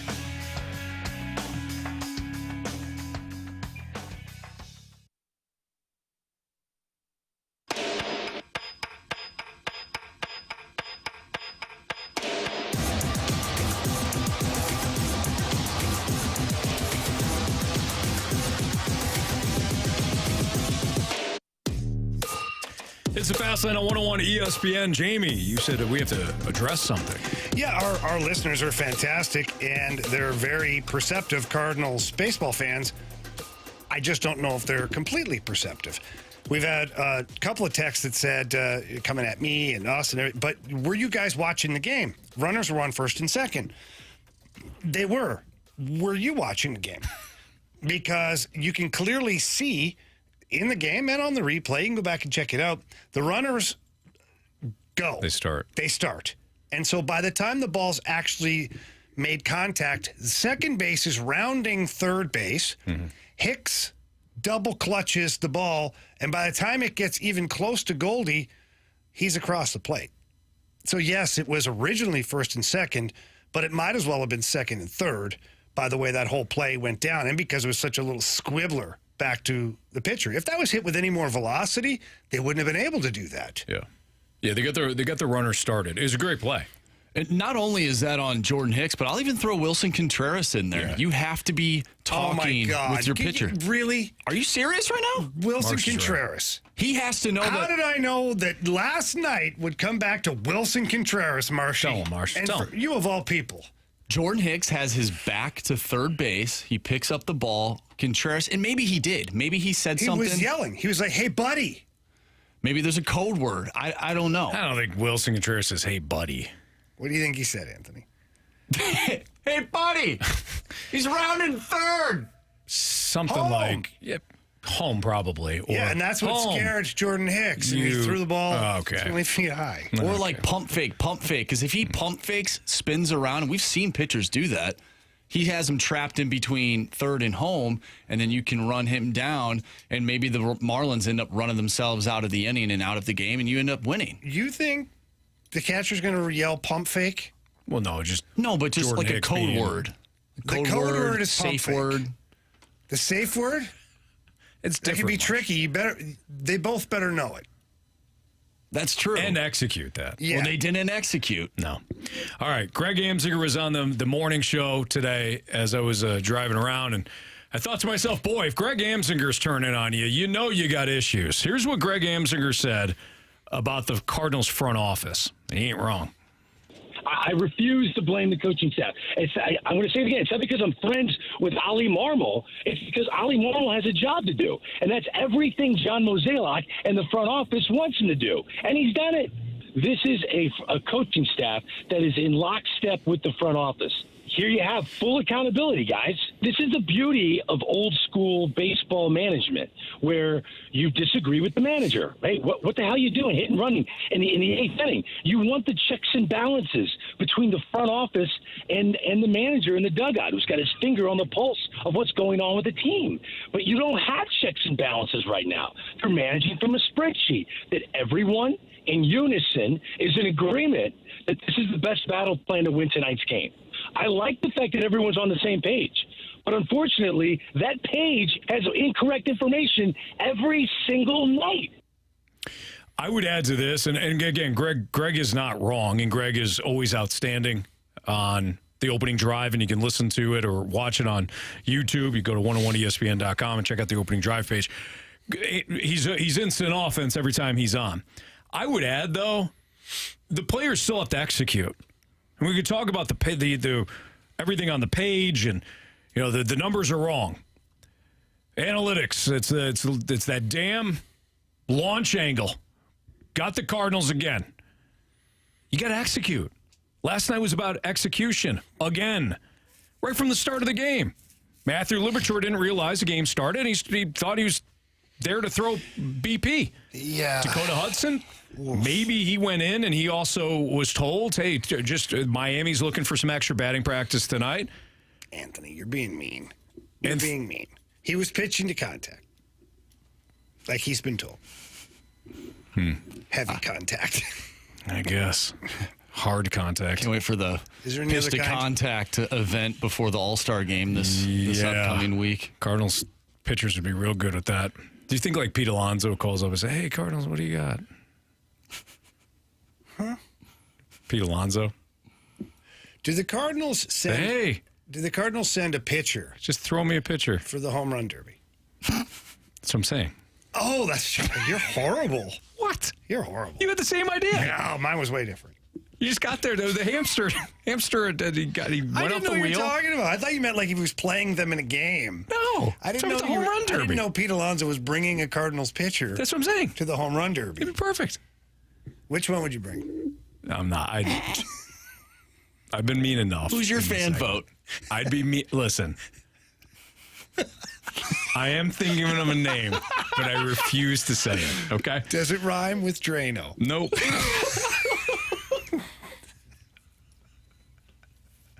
Maybe. Mine doesn't either. Either that or stats, No way. It's way better than that Liberace guy. What? Who is that? Liberatore. That doesn't rhyme with Liberace. What did you say? Liberace. You don't know who that guy is. Yeah. He's a famous singer. I don't know who that is. Don't worry about it, Marsh. Yeah, you're all right. Google him. Liberace. All right. Mm-hmm. I'll Google him. He's your kind of guy. Amsinger is not wrong. He's not wrong about this front office at all. We could blame the manager, blame the coaching staff. This is who they wanted. They've wanted a manager that was going to fall in line. They've wanted managers. Do you think that's what it is? Absolutely. You really think Ollie Marmol just sits there and takes his orders? No, I don't think he takes his orders. Like I view Ollie as a proud guy. I do too, but I think there's definitely a philosophy he's following. Sure. I don't think that you're getting the ultimate pushback, though. See, that's okay. So fair enough. I think the ultimate pushback. Well, it's no longer here in San Diego. Yeah. So let's talk about that. Let's talk about the elephant in the room. Because they set the precedent with the guy in San Diego. So let's talk about the elephant in the room. Mike Shildt, to our knowledge, pushed back. And the Cardinals had philosophical differences. Could have been a myriad of things that were, but whatever. We'll just say it was. They had a difference in approach and philosophy. And the Cardinals did not like where Mike Shildt was headed with it, so they said, we're done with this. But the problem that the managers have is they have no resume. So they're almost forced to play along or they're gone. So like Mike Shildt, as good as Mike Shildt was for the Cardinals, and I don't know, I've never been to the clubhouse at Mike Shildt. A little bit of Mississippi moonshine with him on a few nights. But that being said, he was successful. But he didn't fall in line. And philosophical differences reared its ugly head. Fast forward to Ollie Marmol, a manager who had never managed in the majors. Bench coach, all that stuff, lots of experience. Now he's given the ultimate opportunity. I wonder if they feel like that's just dangled out there. Like, here's your opportunity, play nice, and I think we're saying the same things. You know what I'm saying? I think we're saying the same things. Like, I'm not saying that John Mozeliak sits there in his office and say, listen, You're going to be the manager, per se. And net. You get your resume built. And then, because we do the Cardinal way here, and you can really benefit from that. But you have to listen to pretty much everything I say. Or else. That's not bad. I can see him doing that. I think it's just kind of implied. You have your opportunity. You're getting your first.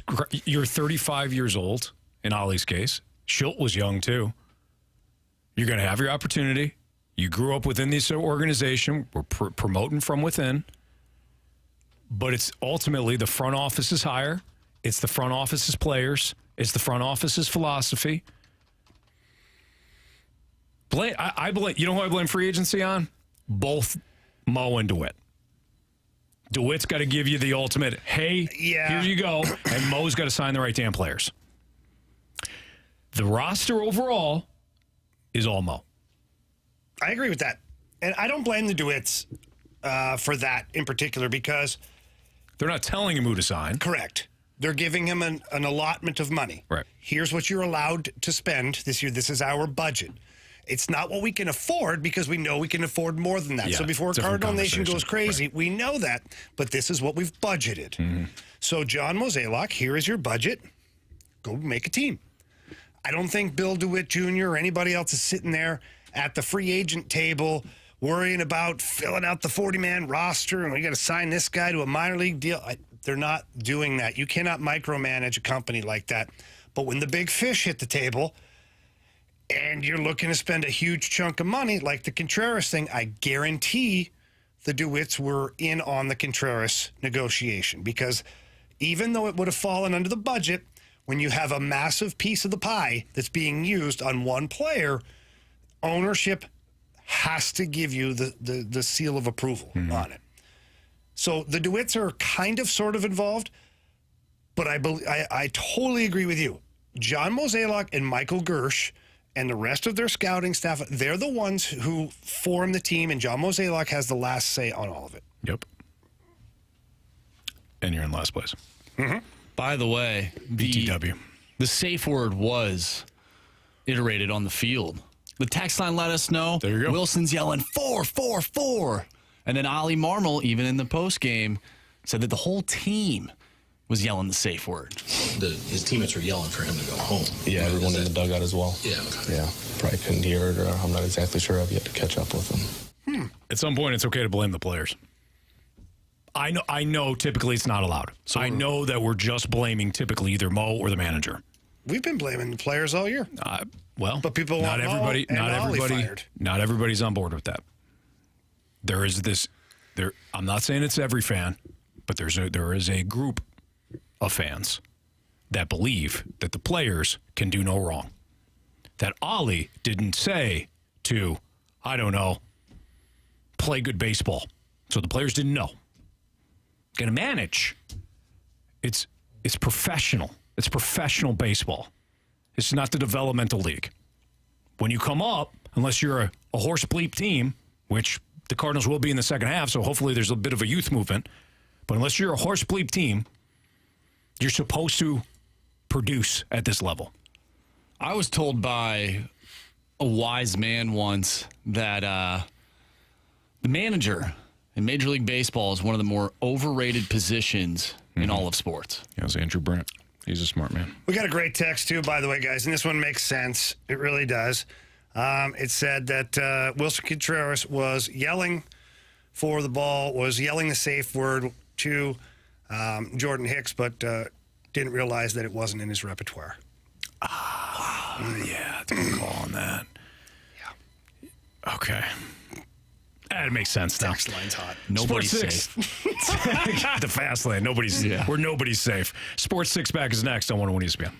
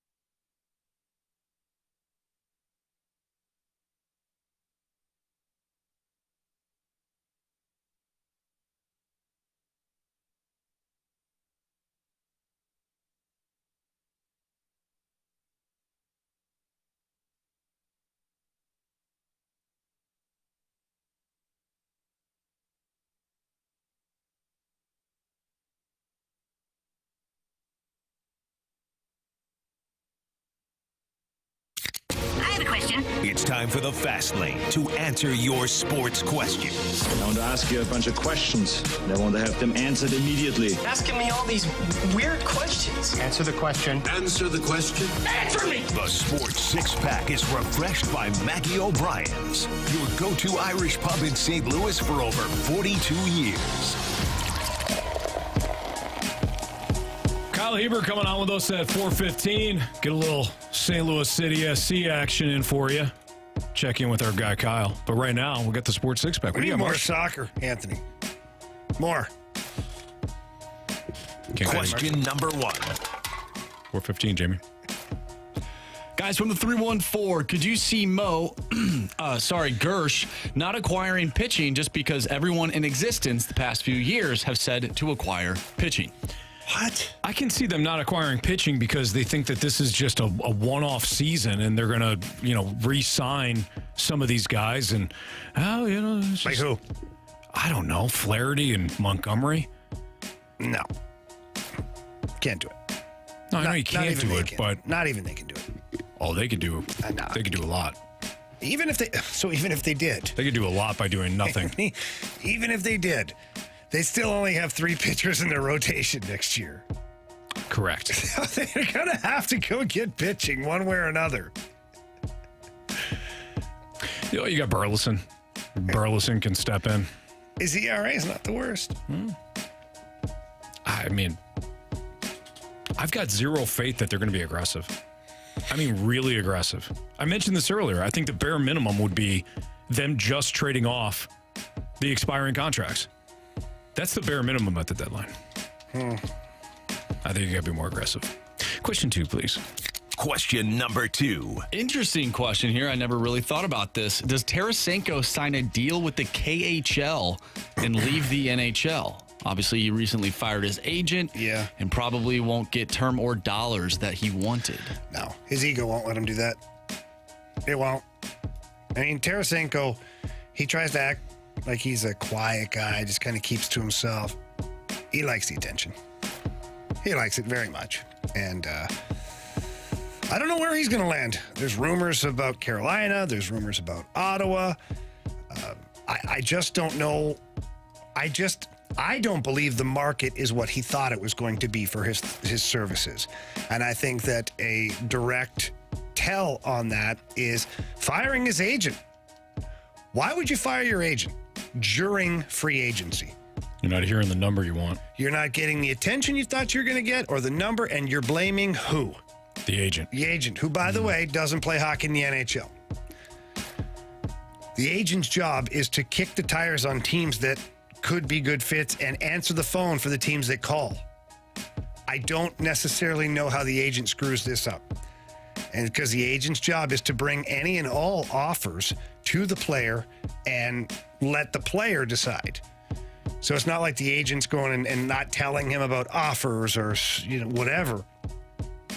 So for me, it's a reaction by a player who isn't getting the attention he thought he was going to get or the numbers he was going to get.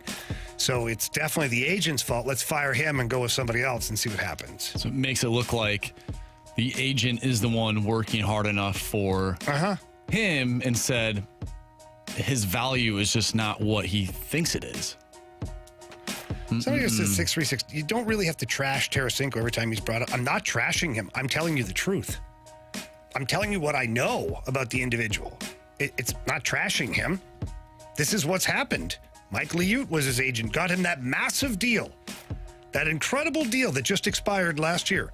He got Tarasenko a great deal, fired him because he wanted to be traded and he wanted to join Panarin and do all that stuff. And then that agent didn't work out, so now he fired him. That is just the facts. It's not my opinion. It's the facts. I think what the texter meant to say was, you never asked him about his summer. And I don't think it sat well with a lot of Blues fans. Yeah, I wasn't at that press conference. And had I been, says it all. I would have asked him about his summer. Anthony, I'm glad that you picked up on those context clues for sure. Question number 3. I saw this on Twitter, and I wanted to ask you guys this question. The question is, would you rather be given $1 million or have 10 carries in an NFL game to gain 5 yards for $10 million? Oh. Say that again. So you just, option A, $1 million. Here you go. Option B, you get 10 carries in an NFL game to gain 5 yards for $10 million. Option B. So I get 10 carries to get the 5 yards, right? Yes. It's not, okay. Option B for sure. There's an offensive line out there that can help me get to 5 yards and 10 carries. So we're talking about like an average offensive line? Like you've got quarterbacks in the NFL that can barely move. Tom Brady, my boy. Yeah. That guy scurries for 10 to 12 every now and then. Would you do 10 QB sneaks to try and get 5 yards? Not a bad strategy. Well, I guess, no, you would have to be a running back. But, yeah, so if you're a running back. Give me the ball. I'm going to take the $1 million. I'm going to put it in the bank. Coward. I'm going to do the smart thing on this. No, you're not. No, you're not. No, you're not. I'm going to put it in the bank. I'm going to live off the interest. I'm going to do the smart thing.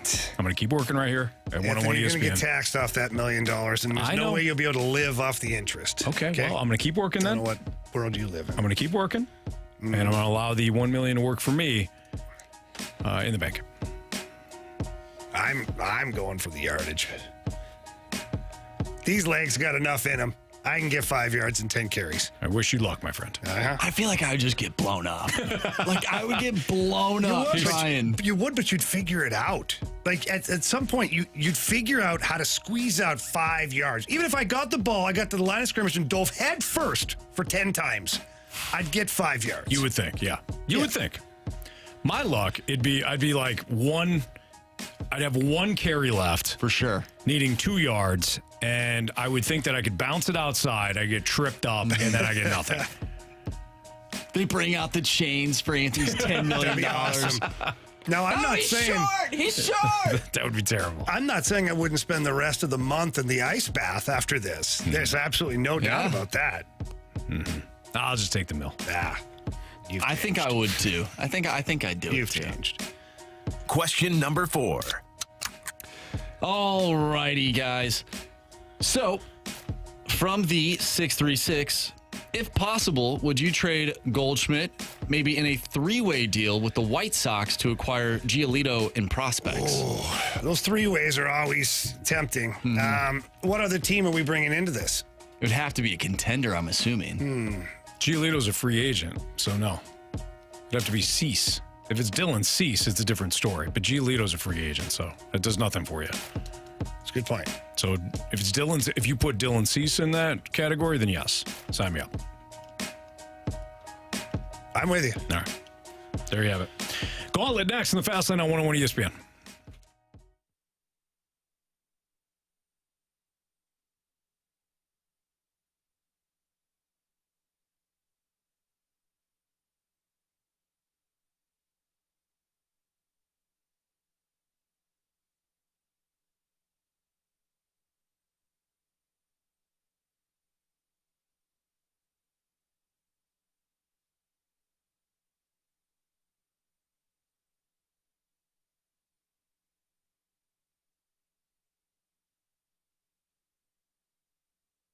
Fellas, listen up. Are you paying too much for your ED meds right now? Probably. Little blue pill or maybe one of those chews, whatever it is. Stop. Head over to the medicine shop in St. Charles, your destination for cheap ED meds. They've got sildenafil for less than $2 a pill. Prescription is required. And they also have free, discreet shipping and delivery to your home or your workplace for your medicines. So if you're someone like me, has a busy schedule, and I know there's lots of people out there that have really busy lives, your medicine can get delivered to your home or your workplace. The Medicine Shop does that. It's a fantastic program. I urge you to take full advantage of that. Give them a call and check it out. Also, stop by the pharmacy. It's a full pharmacy, got everything you need in there, whether it's a cold and flu season, whether it's allergies, or you've got an ankle that you twisted up trying to get 5 yards against NFL players. You know, these things happen. The Medicine Shop in St. Charles has you covered. Get in there, tell them that Jamie Rivers sent you. If you can't get there in person, get there online. stcharles.pharmacy. That's stcharles.pharmacy.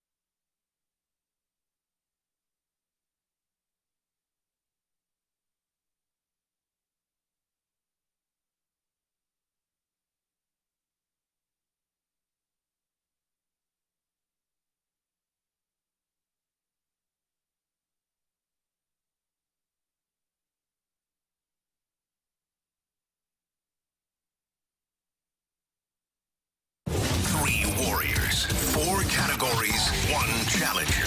Can you master the gauntlet? Brought to you by Master, your hometown source for business communications for more than 30 years. Visit masstour.com. 4:02, your time check is brought to you by Clarkson Jewelers, an officially licensed Rolex jeweler, with Jamie Rivers and Andrew Marsh. I'm Anthony Stalter. We welcome in David, who's going to participate in the Gauntlet. What's up, David? What's going on, fellas? Not much. First time in the Gauntlet? Second time. Okay. You got me last time. Oh, Gauntlet 1.0? Yeah. So is it a You got me on a walk-off. Oh, wow. Wow. Okay. Unheard of. Thanks, Jamie. David, is this a revenge spot? Revenge spot for you? You going after Jamie or Marsh? Oh, I'm going to need some payback. Okay, you choosing me? Yep. All right, good luck, David. Thanks. Good luck to you. Thank you. All right, Anthony, get your butt into the cone of silence here as Anthony makes his way into the cone of silence, which, by the way, now we have these cameras. It's great because right behind me here is the window. And Anthony, you see him in the room there, the actual cone of silence. So now you guys see that we're not cheating about this at all. All right, David, there's going to be 4 questions. Each question is worth 2 points. If you use the options, answer the correct question correctly, you get 1 point. If you don't get the answer right, well, you get 0 points. What I'm going to need you to do now, David, is tell Marshy to spin that wheel. Spin that wheel, Marshy.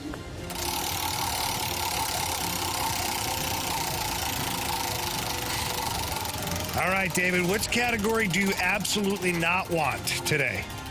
Hockey. Okay, well, good news. It's not hockey. Bad news, though, it's football again, and that's Anthony's strong suit. That's all right. That's what I wanted. Yes, I like this. Mano a mano here. All right, Marshy passed me over the questions here. All right, David, are you ready to go? Yes, I am. Okay. Again, the category is football. Question number 1. What college did Patrick Mahomes play for? Texas Tech. Final answer? Yep. All right, thank you. Question number 2. Following his time in Pittsburgh, Le'Veon Bell played 17 games for which team? The New York Jets. Final answer? Yep. All right, David, question number 3. Who was the Patriots' primary running back the last time they won the Super Bowl? He scored the team's only touchdown in their 13-3 victory over the Rams and Super Bowl 23. Or 53. My bad. These Roman numerals get me every time. Options, please. All right, was it James White, Rex Burkhead, or Sony Michel? I'm going to go James White. Final? Final answer. All right. Question number 4. Who was the Rams head coach in their first 2 seasons in St. Louis? Oh.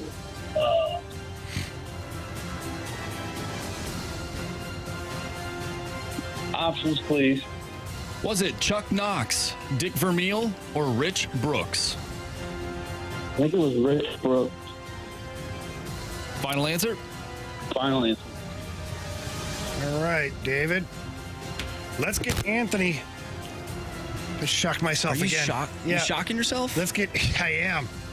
You gotta be careful when you do that. Mm-hmm. Anthony coming in from the cone of silence. David, how you feeling about this today? Good till that Rams question. All right. Blanks my mind. All right. Well, we're gonna be quiet here because Anthony's plugging his ears back in here. We don't want to give him any indication. All right. All right, Anthony, cone of silence looked very lonely today. Mm-hmm. Nobody. Yeah, no Ryder in there today. No Ryder playing some jams. Yeah. All right. Were you showing off the camera? I was showing the Cone of Silence. our YouTubers the cone of silence, so they actually see like we really do have a room that's blocked off. So, all right, Anthony, better pack a lunch. Like, actually remember to pack a lunch this time. Okay, all right. Just what's my category? Hockey. For those of you who don't know, Anthony forgot to pack a lunch for his daughter today, and had to circle back and go back home. And he got here at like 1:59. Well, look, it was a gas station lunch, okay? Yeah. Poor Matty. Was it a chuck wagon? What's a chuck wagon? It's just one of the. cheese. Yeah, it's just one of just the, whatever Yeah. at gas stations. Yeah. No? No. All right. It's one of my favorite Good job. sandwiches at the gas All station. right, Anthony. Here we go. Question number 1. The category is football. Oh, okay. I like foosball. What college did Patrick Mahomes play for? Patrick Mahomes was a Texas Tech Red Raider. Final answer. Question number 2. Following his time in Pittsburgh, Le'Veon Bell played 17 games for which team? The New York Football Jets. Final answer. Question number 3. Who was the Patriots' primary running back the last time they won the Super Bowl? He scored the team's only touchdown in their 13-3 victory over the Rams in Super Bowl 53.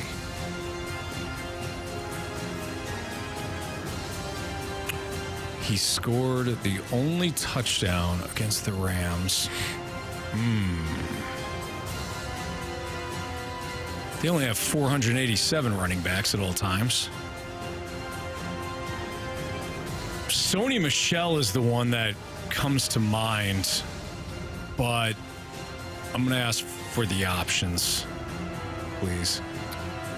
Was it James White, Rex Burkhead, or Sony Michel? James White, Rex Burkhead, Sony Michel. I'm going to go with Sony Michel. I'm going to go with my gut. Final answer. Question number 4. Who was the Rams head coach in their first 2 seasons in St. Louis?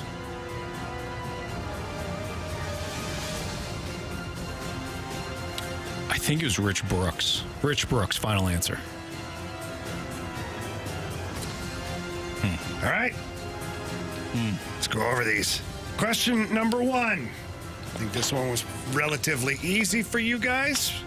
What college did Patrick Mahomes play for? David, you said Texas Tech. Anthony, you also said Texas Tech. The answer is Texas Tech. Neither of you needed the option. Nice job, David. 2-2 after 1. Let's go to question number 2. Following his time in Pittsburgh, Le'Veon Bell played 17 games for which team? David, you said the New York Jets. Anthony, you said the New York Football Jets. The answer is Jets, Jets. And neither of you needed the options. All right, David. We are 4-4 after 2. Let's go to the last question. Who was the Rams head coach in their first 2 seasons in St. Louis? David, you said Rich Brooks. Anthony, you also said Rich Brooks.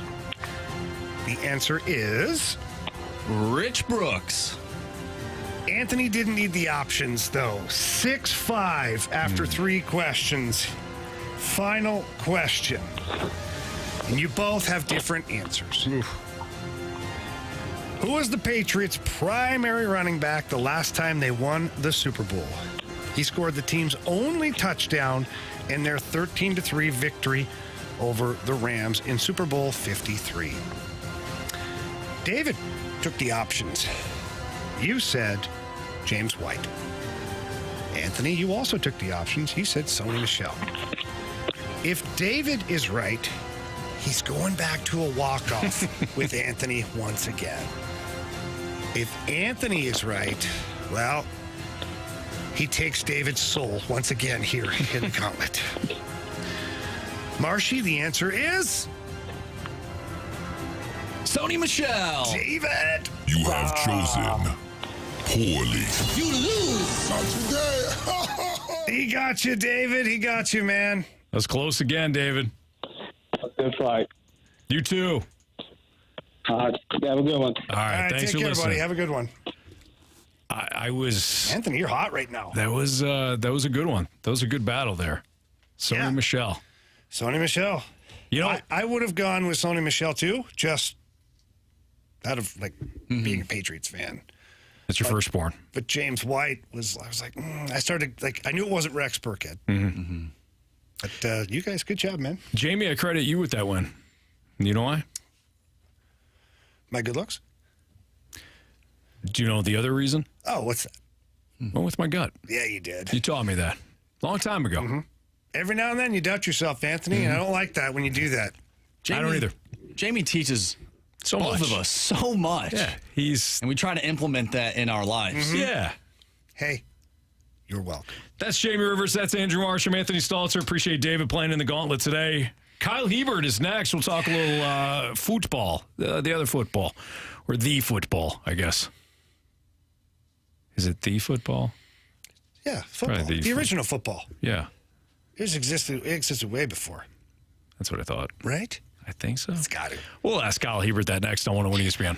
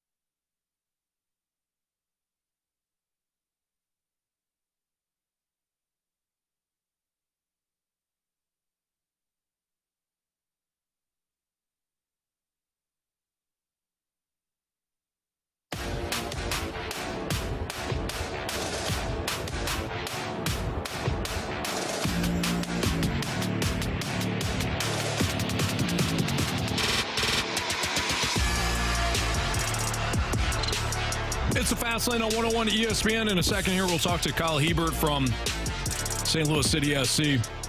By the way, what? Even with the cameras, people still think that we're cheating at in the Gauntlet. No, we're not. I'll let everybody in on a little secret. Don't do it. Don't. I know what you're going to say. Go ahead. It would be horrible if we were cheating. it wouldn't be any fun. No, I'd have no... We've also handed out a buttload of trophies lately. We have enough people almost to have like a Gauntlet tournament of winners. Yeah.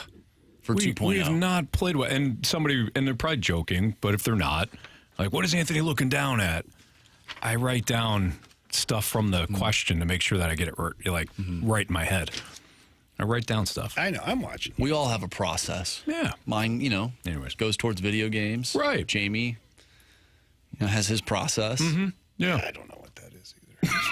I don't know what to write down. All right, let's head to our celebrity line. Let's talk to our guy, Kyle Hiebert, who joins us right now. St. Louis City SC with a 2-0 victory over Colorado, and they take on Toronto this weekend in Toronto. So Kyle has an opportunity to go back to his home country this weekend, so that should be fun. Kyle, how you doing? Good. How are you guys? Good. What's it like to go up to Toronto and go back to your home country for a little bit?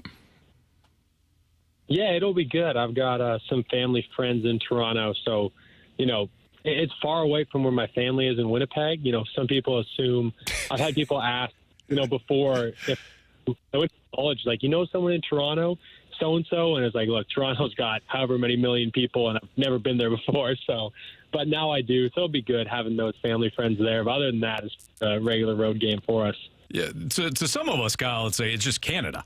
Yeah, well, you're going to Canada. People think that for whatever reason that we all know each other. Because I used to get the same thing. I'm from Ottawa, and there'd be somebody from Edmonton. Hey, do you know that guy John who works at the Tim Hortons? No, I don't. I really don't. They just assume that we all know each other, Kyle. Yeah, and to be fair, I usually I'll entertain it for the first bit. Say, hey, I know somebody, from Canada. And I'll be like, oh, yeah, who is it? And kind of get them going a bit. Yeah, they're from Toronto. And I'll be like, oh, yeah, what part? You know what I mean? Or just going. Eventually, you let them down easy. But for the first bit, they're really excited. I know this guy. That's awesome. So, Kyle, honestly, when I used to travel and get back to Canada in my playing days, there's always like a couple of staples that you want to get to. Like, you can't wait to get back to, whether it's Tim Hortons or maybe it's Harvey's, get a Harvey's burger and things like that. Is there anything in Canada that as soon as you get there, you're like, okay, I got to check this out. I missed this. To be honest, no, not really. I'm not much of a coffee drinker. Otherwise, I think it would for sure be Tim Hortons. That's the big one for the Canadians I know that are coffee drinkers. But no, nothing in particular that I'm getting back to. You're not going to take down a big greasy poutine? No, not the night before the game. That's true. I won't tell Bradley. Don't worry. Well, I don't think Kyle wants to do it. It might be a little slow on the pitch. Be like a brick in his stomach. Kidding. Kyle Hiebert joining us right now from St. Louis City SC. All right, Kyle, 2-0 victory over Colorado last weekend. What was the key for in your eyes? What do you think was the key to victory? Yeah, I think getting that. I mean, you guys talked about it before. When we score first, it's like things go well, Did you tell Bradley that? I should tell him now after that one because it's worked again now. So it's worked so many times. Oh, it's too good to not be true. Right. But then you get the crowd momentum into it as well at that point. When you grab an early goal at City Park, the momentum's going. And to be honest, we really could have had 3 or 4 in the first half. We end up going in with a 2-0 lead.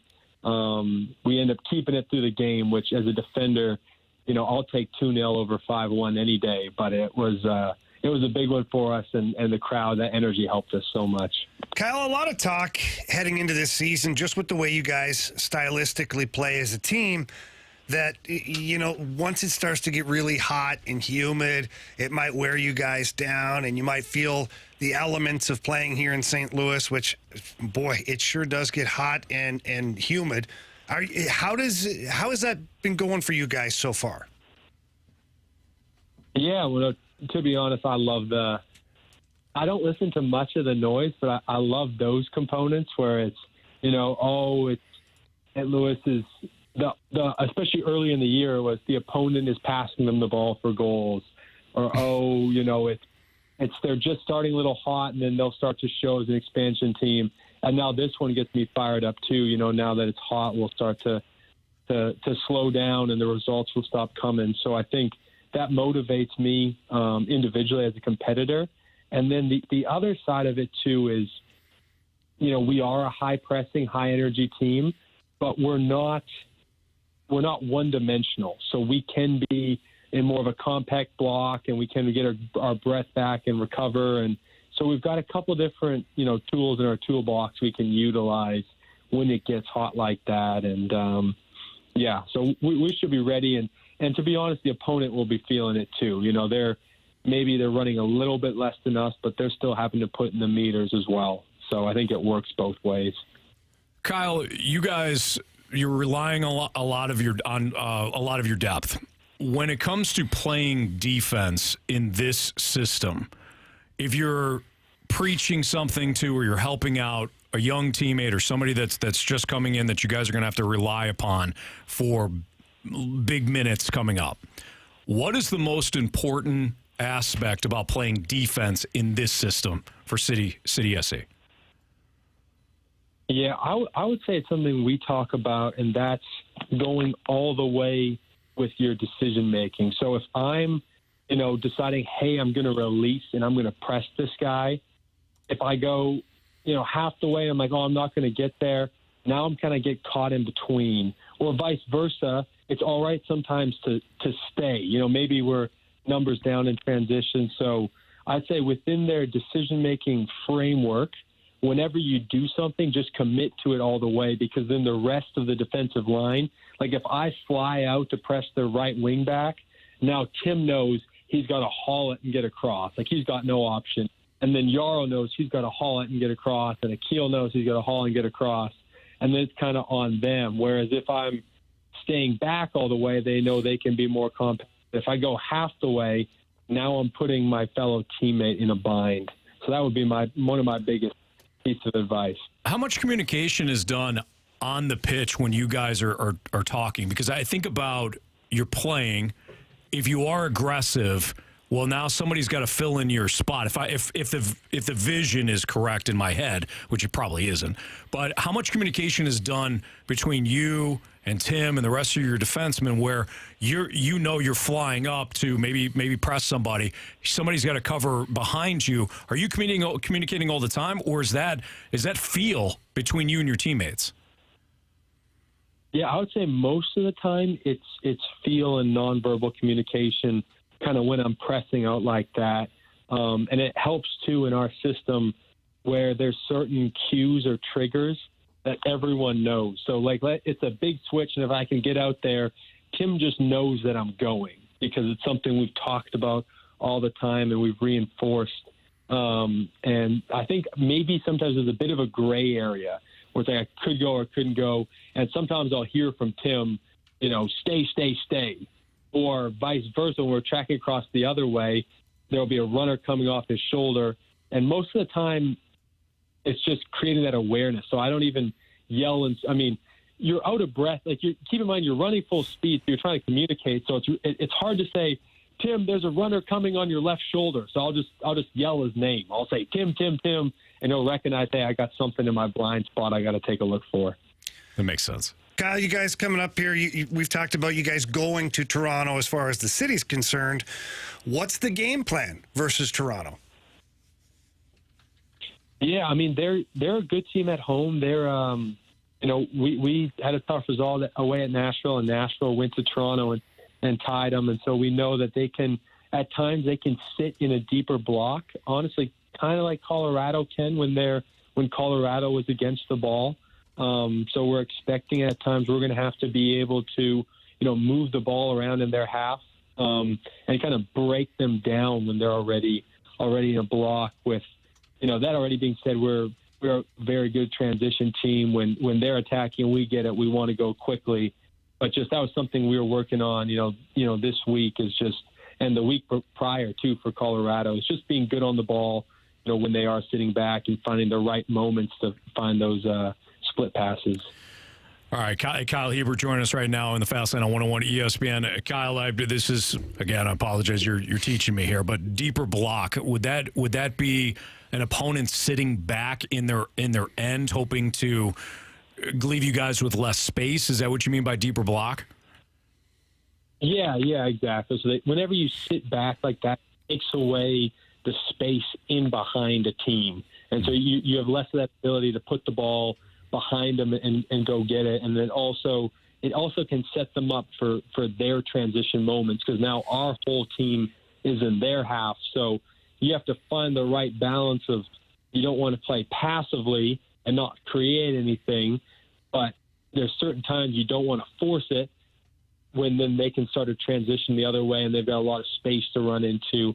So I think just finding that balance will be really important for us. It always is important for us. There's always situations in the game you end up and they got 11 guys behind the ball in their half. But especially for this game, I think that'll be a big part of the game. That makes sense. Thanks for the breakdown. If I'm going to take over for Bradley Carnell at some point, I'm going to have to learn the game, but just be ready to score first every game. All right. Yeah, I think once we do that, honestly, that should be the number one thing for us. Kyle, you're always a lot of fun. You're always informative. We appreciate it. We love having you on the show. I hope that you're still enjoying, a couple of goofballs here in Jamie and I. But good luck this weekend, and hopefully we get a chance to talk to you again next week. Yeah, sounds good. Thanks, Anthony. Thanks, Jamie. All right, take care. That's Have Kyle a great Hiebert trip, here bud. on 101 ESPN. I think about when he's talking about the defensive play, I started to get the vision in my head of you as a defenseman, Jamie. The hockey sense. So somebody's pinching, your teammates are going to have to fill that spot. I always talk about it's literally what it is in hockey, if you have one guy who steps up in the neutral zone, the other defenseman has to cut the ice in half. Mm-hmm. And all that means he's got to get to the halfway point, because if he stays out wide, the middle of the ice is wide open. Right. So then a player will take a hit to make a play and chip the puck into the open ice, and now you're in a foot race, or even worse, maybe there's a breakaway. So when you slide over and cut the ice in half, your partner can press, and at the same time you take away the middle of the ice, and you can get some help on the backside pressure too from forwards. Soccer's a lot the same way. They do that. They hinge over there. Like, so if one guy goes, all the defenders kind of hinge over and take away the dangerous area. And like he talked about a deeper block, some people call it that, or parking the bus. Basically, they say that, park the bus at the top of the box. It just means that it's really hard to get offensive players behind the defenders because of the offside rule, for one thing. Mm-hmm. And what it does is it creates a lot of turnovers. If you're trying to, it's like putting the puck through the middle of the ice and getting it knocked down. It's a very difficult system to play against. You have to have a lot of patience. It makes sense. That's almost like two safeties too in football. So if the strong safety's going to jump around, the other guy's got to come across. Yeah. Or if your zone is being flooded, you have to have that communication with not only your fellow safety, but your linebackers too. It's Fastlane on 101 ESPN. If you want to know why the pitching has been an issue this year, you don't have to look back very far to some missteps along the way. That's next on 101 ESPN.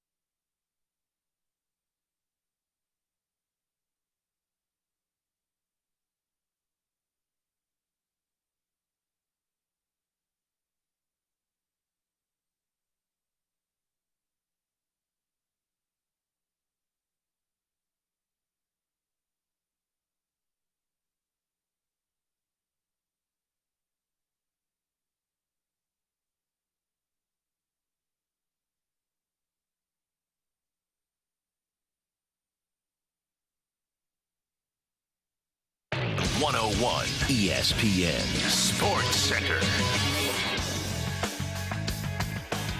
I'm Andrew Marsh. It's time for a Sports Center update, driven by Johnny Londoff Chevrolet and Johnny Londoff Autoplex. The Cardinals lose last night by a final score of 10-9 in heartbreaking fashion. Jordan Walker with a 2-run home run in the top of the 9th inning. It was thrown away by Jordan Hicks as the Marlins scrape around 2 runs and win the game in the 9th.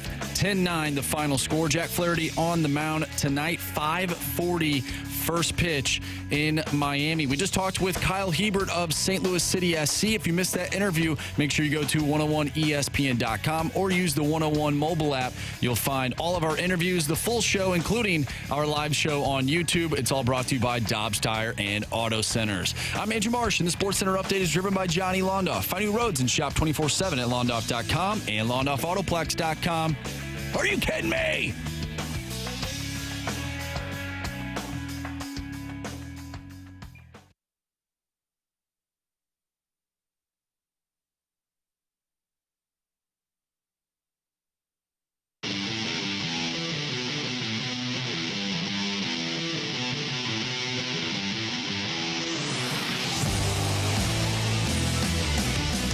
One of the biggest challenges for this organization's success moving forward is how do they find that pipeline of pitching again? How do they make sure it's a priority? Because as we've talked in the past, there's no better currency in baseball than young pitching. If you have it, you can make moves for other things. That was our guy, Brad Thompson, who joined us earlier today in the Fast Lane with Jamie Rivers. I'm Anthony Stalter. I agree with BT 100%. If you have good young pitching, whether it's coming up through the organization that you're utilizing at the big league level, you're developing that rotation from within, great. You don't have to. You could still go out in free agency and spend big, and okay, great. But you don't have to do it that way. You don't have to be in a spot where you're allowing the market to force you into bad deals. Dexter Fowler wound up being a bad deal, not only because it didn't work out, but because you thought you absolutely had to have a center fielder and a leadoff spot and a leadoff hitter. That led you to Dexter Fowler because that was the guy in that market that happened to be the leadoff hitter and the center fielder. You overpaid. You gave him the extra a year on that. That's the worst part of free agency, when you absolutely need something and you're allowing the market, that specific market, to force you to go out and spend big. They may not even be the best players at those spots, but you're forced into it because you haven't done a good job drafting it. But I went back, so after watching Liberatore and Dakota Hudson struggle again last night, Jamie, I went back and looked at where things have gone wrong from a pitching standpoint for the Cardinals. It's not hard to see why. We love to talk about you didn't sign Scherzer the 1 year or 2 years. You didn't sign this player, that player, this player. All true. But when Jack Flaherty is your first-round pick in 2014 and injuries have completely ruined his career, injuries and lack of production this season, I would say. Jake Woodford was your first-rounder in 2015. He has not worked out. I don't think he will work out. He's not a frontline starter. He's probably not a back of the rotation guy either. Again, that was your investment in 2015. In 2016, it was Dakota Hudson. Same idea. It's not working out. And then in 2020, you, of course, acquired Matthew Liberatore for Randy Arozarena, left-hander, one of the top pitching prospects within the Rays organization at the time. Made sense. It's not working out. Maybe it will at some point because Liberatore is only, 23, 24 years old. Maybe it'll work out. But it hasn't thus far. You missed a big bridge between what you did have the last time you had a good rotation and what you hope is the combination of Tink Hence and Michael McGreevy and Connor Jerpy and Graceffo. You missed this bridge year. Yeah, I think that's the biggest thing right there, Anthony, is, and we talked about it with BT, is the guys who are supposed to be the next man up as far as your next wave of pitchers, they're just not there. Mm-hmm. You bring Woodford, Hudson, Liberatore. Like, these are guys that were supposed to get the job done. So if all three guys fulfilled their expectations and all three were in the rotation, your rotation now going into next year wouldn't look so bad. You'd have Michaelis, you'd have three of these young guys, maybe Steven Matz at that point, maybe someone new. But specifically, Liberatore, Hudson, and Woodford have not panned out. And those are the big misses right now. You were banking on those guys, or at least two of the three being able to be rotation guys. Now you don't have one that's a rotation guy. Not right now. That's a huge problem for the Cardinals. Those three picks were huge misses. And now they're paying for it. You went over Gopher on those four guys. They're paying for it now, and they will pay for it. They'll pay for it from a team standpoint. And in free agency. And then they'll pay for it financially. Yes. They're going to have to overpay for mid pitchers. It's Dexter Fowler all over again, except for now it's from a pitching standpoint. You're absolutely right. And you have less control over free agency. We talk about free agency like it's the answer. It's actually either you're adding it to go over the top if you already have a good roster, which that's what it should be. At its worst, though, you're overpaying for the production that you're likely not going to get. It won't match the contract because you blanked up in the draft.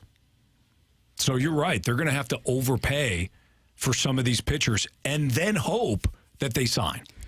I'm interested in just seeing what they do because, I mean, Jamie, you've mentioned it before. Maybe the reason why they didn't make the move for Sean Murphy was because they didn't want to give up some of these players, sort of like scared to see that happen all over again, the Randy Arozarena thing. So I'm interested to see if they do that and they do end up trading someone like Brendan Donovan or, hell, maybe even Nolan Gorman. If they are willing to do that, are they going to get the right guy? Because we've seen in the past, those guys did not turn out as expected.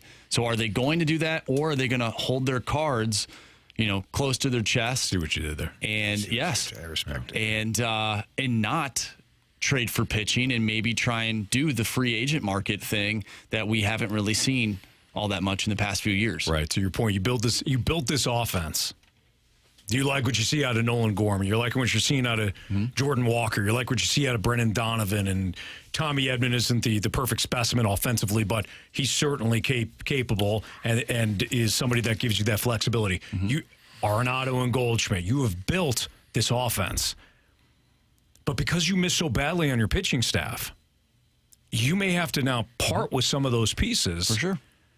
It's the old Rob Peter to pay Paul. Andrew Brandt said it, and he was right then. He's right now. And maybe next year you start losing games 2-0, 3-1, 4-3, right, instead of 10-9, right? You're losing different games now because maybe next year your pitching's good, but you just lost that spark on offense because you had to pay for it. Yep. Here's where it really ends up being a bit of a mess, guys, as I wrote down these names. So your first wave of replacements, we'll call them, to your aging rotation were Liberatore, Hudson, and Woodford. Yep. And they were supposed to be the placeholders during Michaelis's extension. Steven Matz, play that out. And then Graceffo, McGreevy, those guys, Tink Hence, that's like the next wave. So now you have a gap because your first wave of those guys haven't panned out yet. So now you can't force feed Graceffo, McGreevy, Hence, or Jerpy for that matter. You can't force feed them into the rotation too soon. It'll just ruin everything. So now you have a gap of 2 to 3 years, I think, that you have to make up before those guys can be a part of this. And there's no guarantee that they'll end up being major league starting pitchers. You also had Zach Thompson, who was supposed to be a part of this little song and dance too. Yeah, I left him out just because we don't know yet. Well, but the Cardinals have no one to blame but themselves for that. He was a starting pitcher, left-handed starter. Him and Liberatore, two lefties. Everybody's talking about these guys down in Memphis. And then the Cardinals said, no, we like him out of the bullpen, which he did good Fine, he did better out of the bullpen at the major league level, but then you're like, yeah, now because we notice we've got this massive hole in our rotation for next year, we might need him to go back to being a starting pitcher. So you've compounded your one mistake by making two mistakes with the same player. That's correct. So you have four guys now that really haven't panned out that were supposed to be your placeholders till your next wave of young pitching came up to help out, which is the new wave of guys that are just still too far away. Yeah, this is a big problem. Yeah, speaking of wave, these guys, Flaherty, Woodford, Hudson, Liberatore, you're sitting on that wave. You're out in the ocean. You're sitting on the wave. All right, here we go. This is gonna be the one to get us going. That wave never came. Now you're waiting for that's right the wave and you're getting eaten by sharks in the meantime. 100%. It's a disaster. So what do you do then? What do you do in that meantime? Let's give it 3-4 years. Do you go out? Do you give a guy a 3 to 4 year contract, or do you give certain pitchers that are, do you ride it out a few years and then in 3 or 4 years maybe you start building a team like the Atlanta Braves? Do you know what you do? Trade Goldie. Oh, I was gonna do something else there. I thought you trade Goldie. I mean that, yeah. And you can go pick up a couple of another team's Hudson, Woodford, Liberatore. I don't mean talent-wise. They're another team's young pitchers that are right there. What were you going to say? We'll talk about it next on 101 ESPN. Oh, wow, that was really good.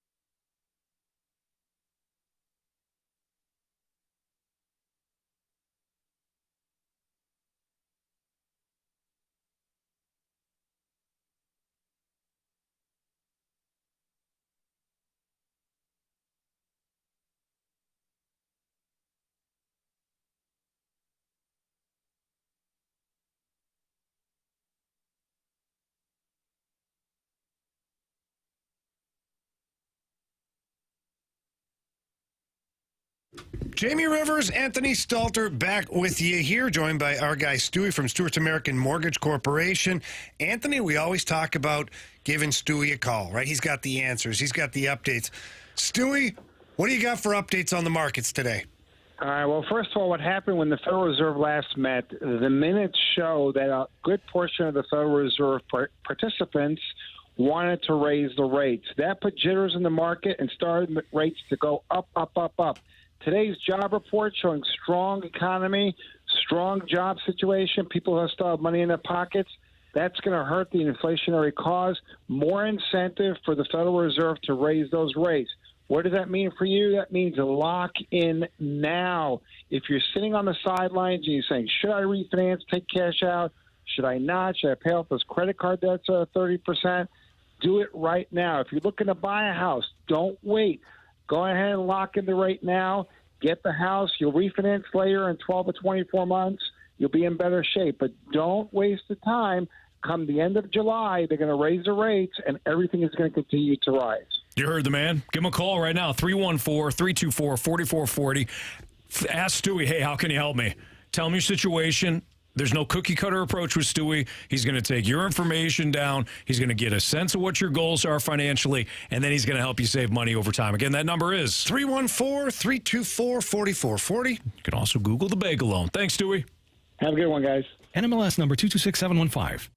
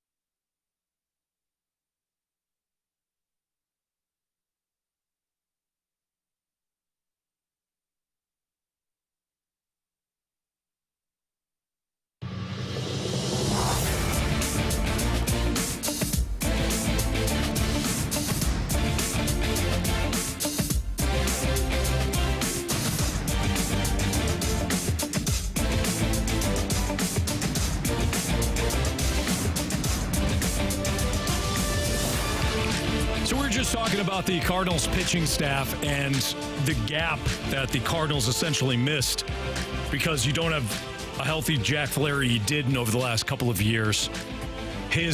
That trajectory that he was on, it fell apart. Injuries and then lack of production. Jake Woodford, first-round pick in 2015. Dakota Hudson, first-round pick in 2016. Matthew Liberatore was obviously the trade that you made in 2020 when you sent Randy Arozarena and Jose Martinez down to Tampa. You thought, Jamie, and you're not going to hit on all these guys, but to your point that you made, you thought maybe two of the four. You didn't get any. No, 100%. So Marsh had asked the question at the end of that segment, well, what do you do now? What do you do between where you are right now, which is a dumpster fire with your with your pitching staff, and what you hope is going to be a new crop of talent that actually works out within your farm system? And the answer to that is it all depends on this deadline. I think this is a huge deadline for John Mozeliak and for Michael Gersh. You think the deadline's that big? Yes. Because if you get to free agency, it's not like you weren't in on Carlos Rodon last offseason. Carlos Rodon, he's been injured, so it wouldn't have worked out anyways. But Carlos Rodon signed with the Yankees. You don't want to go into the offseason thinking, we have to have this guy. We have to have that guy. Again, that's how you overpay. And there's no guarantee that somebody, and I don't mean overpay. Who cares about overpay? I mean overpay and still not get production. You have no idea if these guys are going to sign with you or somebody else. So that is why I think this deadline. Yeah. You haven't been a seller. The last time I remember them being kind of a seller is when they traded Tommy Pham and Luke Voigt the one trade deadline. You're going to be a legit seller now. You have to take advantage of it. So based off of what you're saying, I'm looking at it as you've got a couple of different waves or layers to this restocking the rotation. So the trade deadline would be one layer of it. So you go and you acquire some pitching, hopefully some cost-controlled pitching or some young prospects that are right there, the 4A, that type of player. Yeah. And that's your first wave. And then you head into the offseason with free agency. That's your second wave. Right. And you try to put together the rest of your rotation at that point. I agree with you. I think you should have multiple kicks at the can for this restocking of the pitching staff. I think you have to. Because to your point, everybody, this offseason, there's going to be a lot of pitchers available. Not so many aces or number ones. Really, I don't know if any of them. I mean, Nola. Would he be considered the guy? Mm-hmm. Okay, so we got one guy, but now everybody's going to like him. He's not just your shiny toy. He's everybody's shiny toy. And so you end up with a Rodon situation to where maybe he doesn't want to come here, or maybe somebody offers more money, or whatever it is. You're not guaranteed to get the pitcher that you're wanting at that point. So it's probably in your best interest to have acquired a couple pitchers via the trade deadline so that you're not sitting there next year spring training with Steven Matz, Miles Michaelis, Liberatore, Hudson, Woodford. Ugh. I'm serious. Or a bunch of guys. Seriously disgusted. Or a number of guys like that. And then you're hoping to cash out at free agency. You can't. You've got money that you can spend, that you want to spend, but you're not getting the player that you want. Right. Because some of these players might look at it and go, I know the Cardinals organization has a rich history of being successful, and it is one of the historic franchises in the league, but that pitching staff sucks. And if I go there, I might be one good pitcher, but we're going to lose a lot of baseball games. I don't feel like losing. I'm going to go to the Dodgers, the Yankees, name your team. Whoever that, it doesn't have to be one of the massive markets either. It could just be a team that's more competitive. Yeah. Even Texas now. Texas has been aggressive. Yeah. Look at what the Texas Rangers have done. The Rangers have not drafted well. But the Texas Rangers have hit on their some money though. They've spent money and they've hit on those players. Corey Seager, Marcus Semien has been fantastic. Marcus Semien was the guy in that first shortstop market that was kind of the, he'd be a nice consolation prize. Marcus Semien is a throwback Iron Man player. He plays every day. He pairs well, obviously, with Corey Seager, but they spent some money on pitching. John Gray, Jacob deGrom has not worked out. Jacob deGrom, believe it or not, Jamie, he got hurt again.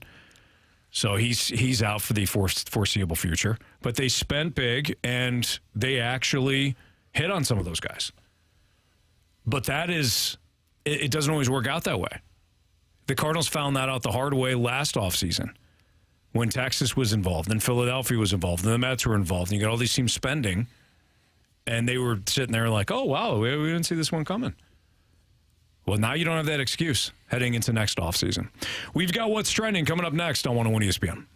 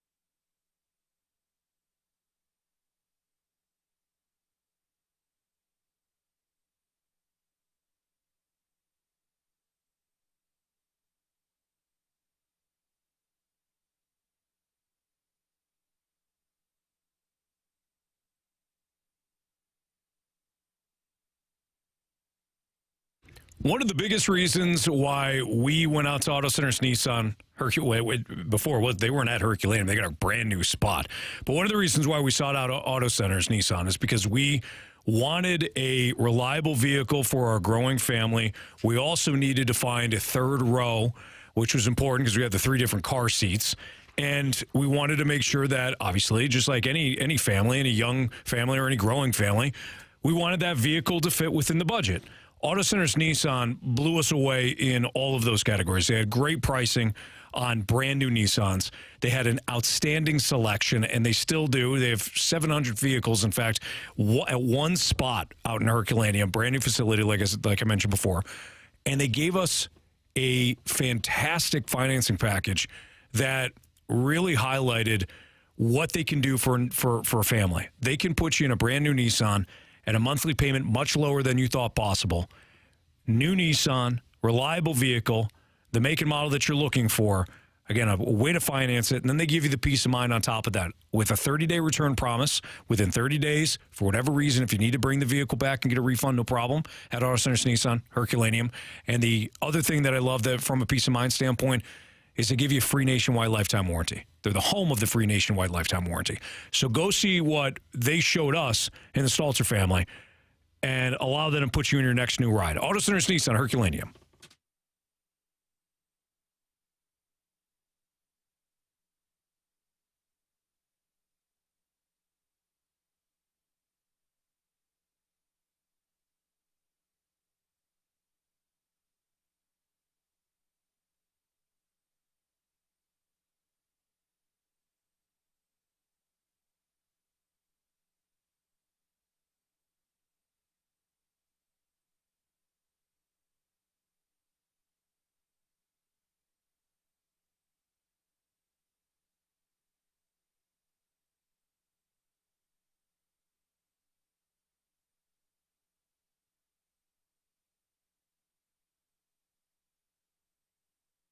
What's trending in the world of sports? The Fast Lane has you covered. What's trending now? Brought to you by Goodwill. Donate to Goodwill and get a half-price Cardinals ticket voucher.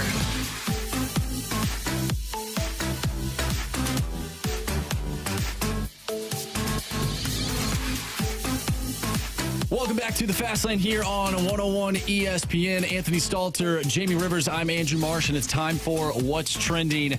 Guys, after last night's start from Matthew Liberatore, he only went a third of an inning. He has been optioned to Memphis, and Kyle Leahy has been selected from the Redbirds. Leahy will make his Major League debut with his first appearance. I had high hopes for Matthew Liberatore just from the standpoint of he gave you some hope. He gave you a bit of a ceiling. He was pitching well in Memphis before he came up. Your starting staff had pitched so poorly in April. He gave you that breath of fresh air. Young guy, lefty. We all know about the Randy Rosarina trade. I had high hopes for him, and unfortunately, it hasn't worked out. He hasn't been a disaster, but he hasn't been that lightning in the bottle that the Cardinals needed. And that's not on Liberatore. Liberatore should have an opportunity to just be him, not save the season. But unfortunately, it didn't work out for either the Cardinals or Liberatore. So we'll see what happens next with him. Yeah, I think for Matthew Liberatore, he's just got to get back to work. He's got to get back to work. He's got to find his groove again. He's got to locate pitches, got to build up some confidence. And as a young guy, you just keep taking your shot whenever you get a chance to do it. But, yeah, his pitch location is just not good. I mean, you talk about a guy that's having trouble finding the strike zone and then doing nothing but putting it right down the middle of the strike zone. Right. That's a really bad start last night. Like, it was one of those starts where you're like, they know every pitch that's coming here. And it's not because they're cheating. It was not good. No. So what's next for him? He looked like he was get back throwing. Down there and get to work. He looked like he was throwing last night, not pitching. We had talked about that right before we went home. Where you had the game on. Jamie, you and I were talking about, like, he's just throwing the ball right now. He was just hurling it. You can tell. I mean, Contreras would set up low and inside. Ball would be, out. It'd be away. He would set up high and inside. Ball would be low and away. It was unfortunate. Contreras' fault, though. It was, yeah. He shouldn't line up in those places. It just confused the pitcher. Yep. When all else fails, just blame Wilson Contreras. Mm-hmm. So obviously we have Matthew Liberatore heading back to Memphis. Adam Wainwright now on the IL. Does Steven Matz get his opportunity to jump back in the starting rotation? Has he earned it? Who cares? He has to. But probably. You're making a ton of money. Just go pitch now. He hasn't been terrible. He hasn't been terrible. It's been fine. Exactly. See, he's perfect for your rotation. It's been fine, Jamie. What else are you going to do? Throw you. Well, yeah, that's an option. I don't know how long my arm will last. Give it a go. You're a competitor. You'll figure it out. Oh, I'll certainly try to figure it out. But no, Steven Matz is your obvious default package on this one. He's got 44 million reasons why he's going to be the guy going into the rotation. You had said that when he went to the bullpen, and you're right then, and you're about to be proven right, I'm sure, shortly here. Do you think if he pitches well, and I don't know what that even he's scheduled means to start Sunday. Makes sense. Steven Matz. Sorry, if he pitches well, and we can decide what that actually is. But do you feel confident with him in your rotation next year, or are you at the point right now where gone? See ya. We need to not have you in the rotation anymore. Who's that? Steven Matz? Yes. Yeah, it's $11 million. Says he'll at least get another shot because he'll have that much left on his contract. If it's me, actually, he's got 2 more years. Never mind that. If it's me, I am trying hard to replace him. Well, yeah, there's no doubt, but we just went through the dilemma that the Cardinals have. You're going to have a hard time finding 2 guys for this rotation, let alone 3 or 4. Not after I trade somebody for pitching. It's a good point. John Denton, about an hour ago, reporting that Steven Matz will start on Sunday in Chicago versus the White Sox. Go get him, Matzy. There we go.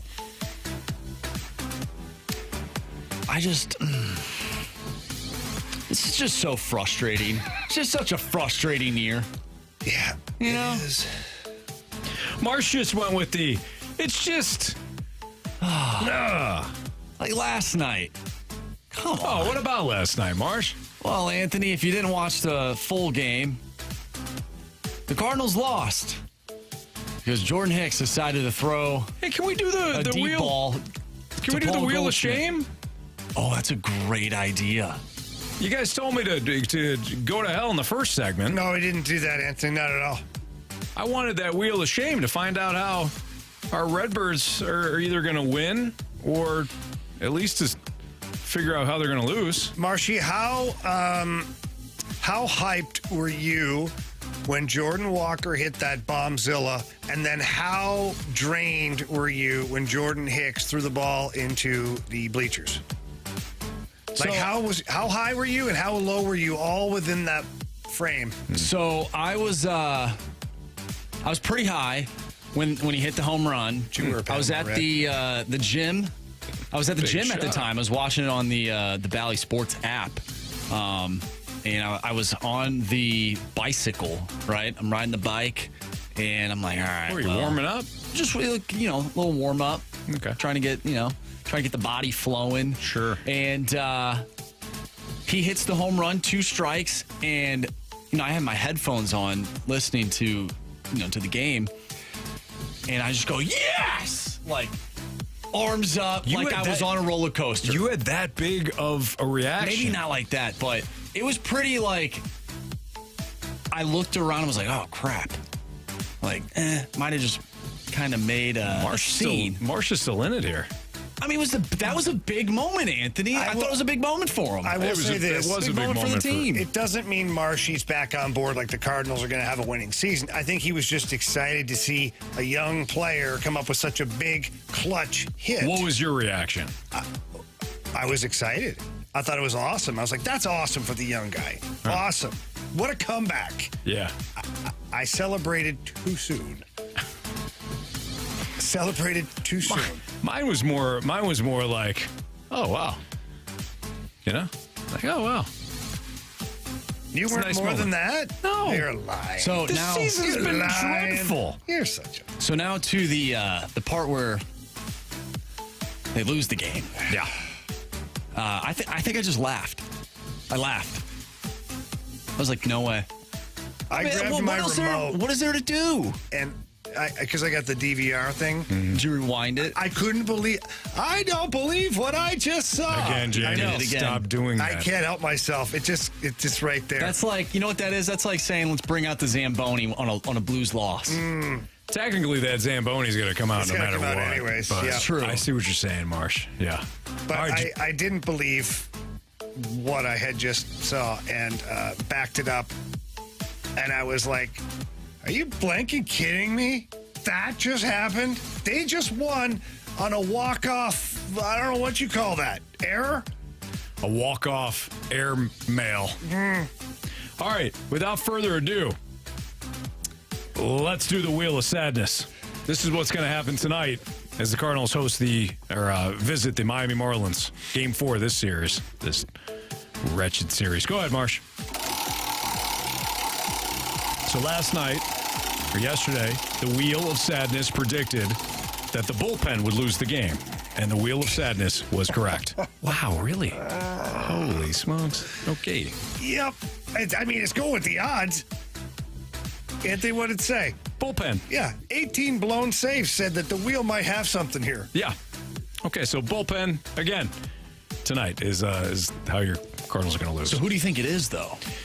Probably Gio. Actually, probably Hicks again. Oh, I think it's Genesis Cabrera. I think he mangles somebody with a pitch. Then he gives up a home run. Then it was this wild pitch, hits the mascot. I mean, I can see a full Cabrera meltdown tonight. Do they still have that fish mascot? They do. Yeah. Yeah, they do, I think. What's his name? Sunshiny? Sailor. Sailor? It's a sailfish. Sailor the sailfish? Even though they're called the Marlins. I was on Twitter today, and there's always a bunch of try. There's always a bunch of trolls on Twitter. No. What? Yeah, I mean, shocker, right? And they said that the Cardinals were a poverty franchise. It's the term that they used, a poverty franchise. I thought that was funny, coming from a fan that, is or a person that's a fan of a team that has only been to the playoffs 3 times. And if you don't even count the COVID season, they've been to the playoffs 2 times in their entire existence. And they just so happen to win the World Series. They won the World Series both of those years. They made the most the of their wild opportunity. card. Really did. As the wild card. Yeah, that was the Bartman year. And the first year was Edgar Renteria, his rookie year. Yeah. Wow. All right. That's what's trending here in the Fast Lane on 101 ESPN, where it's 5:11. Your time check is brought to you by Clarkson Jewelers, an officially licensed Rolex jeweler. Are you willing to trade cost-controlled young talent for pitching? Even if it's guys you like offensively, after you built this offense. We'll get into that next on 101 ESPN.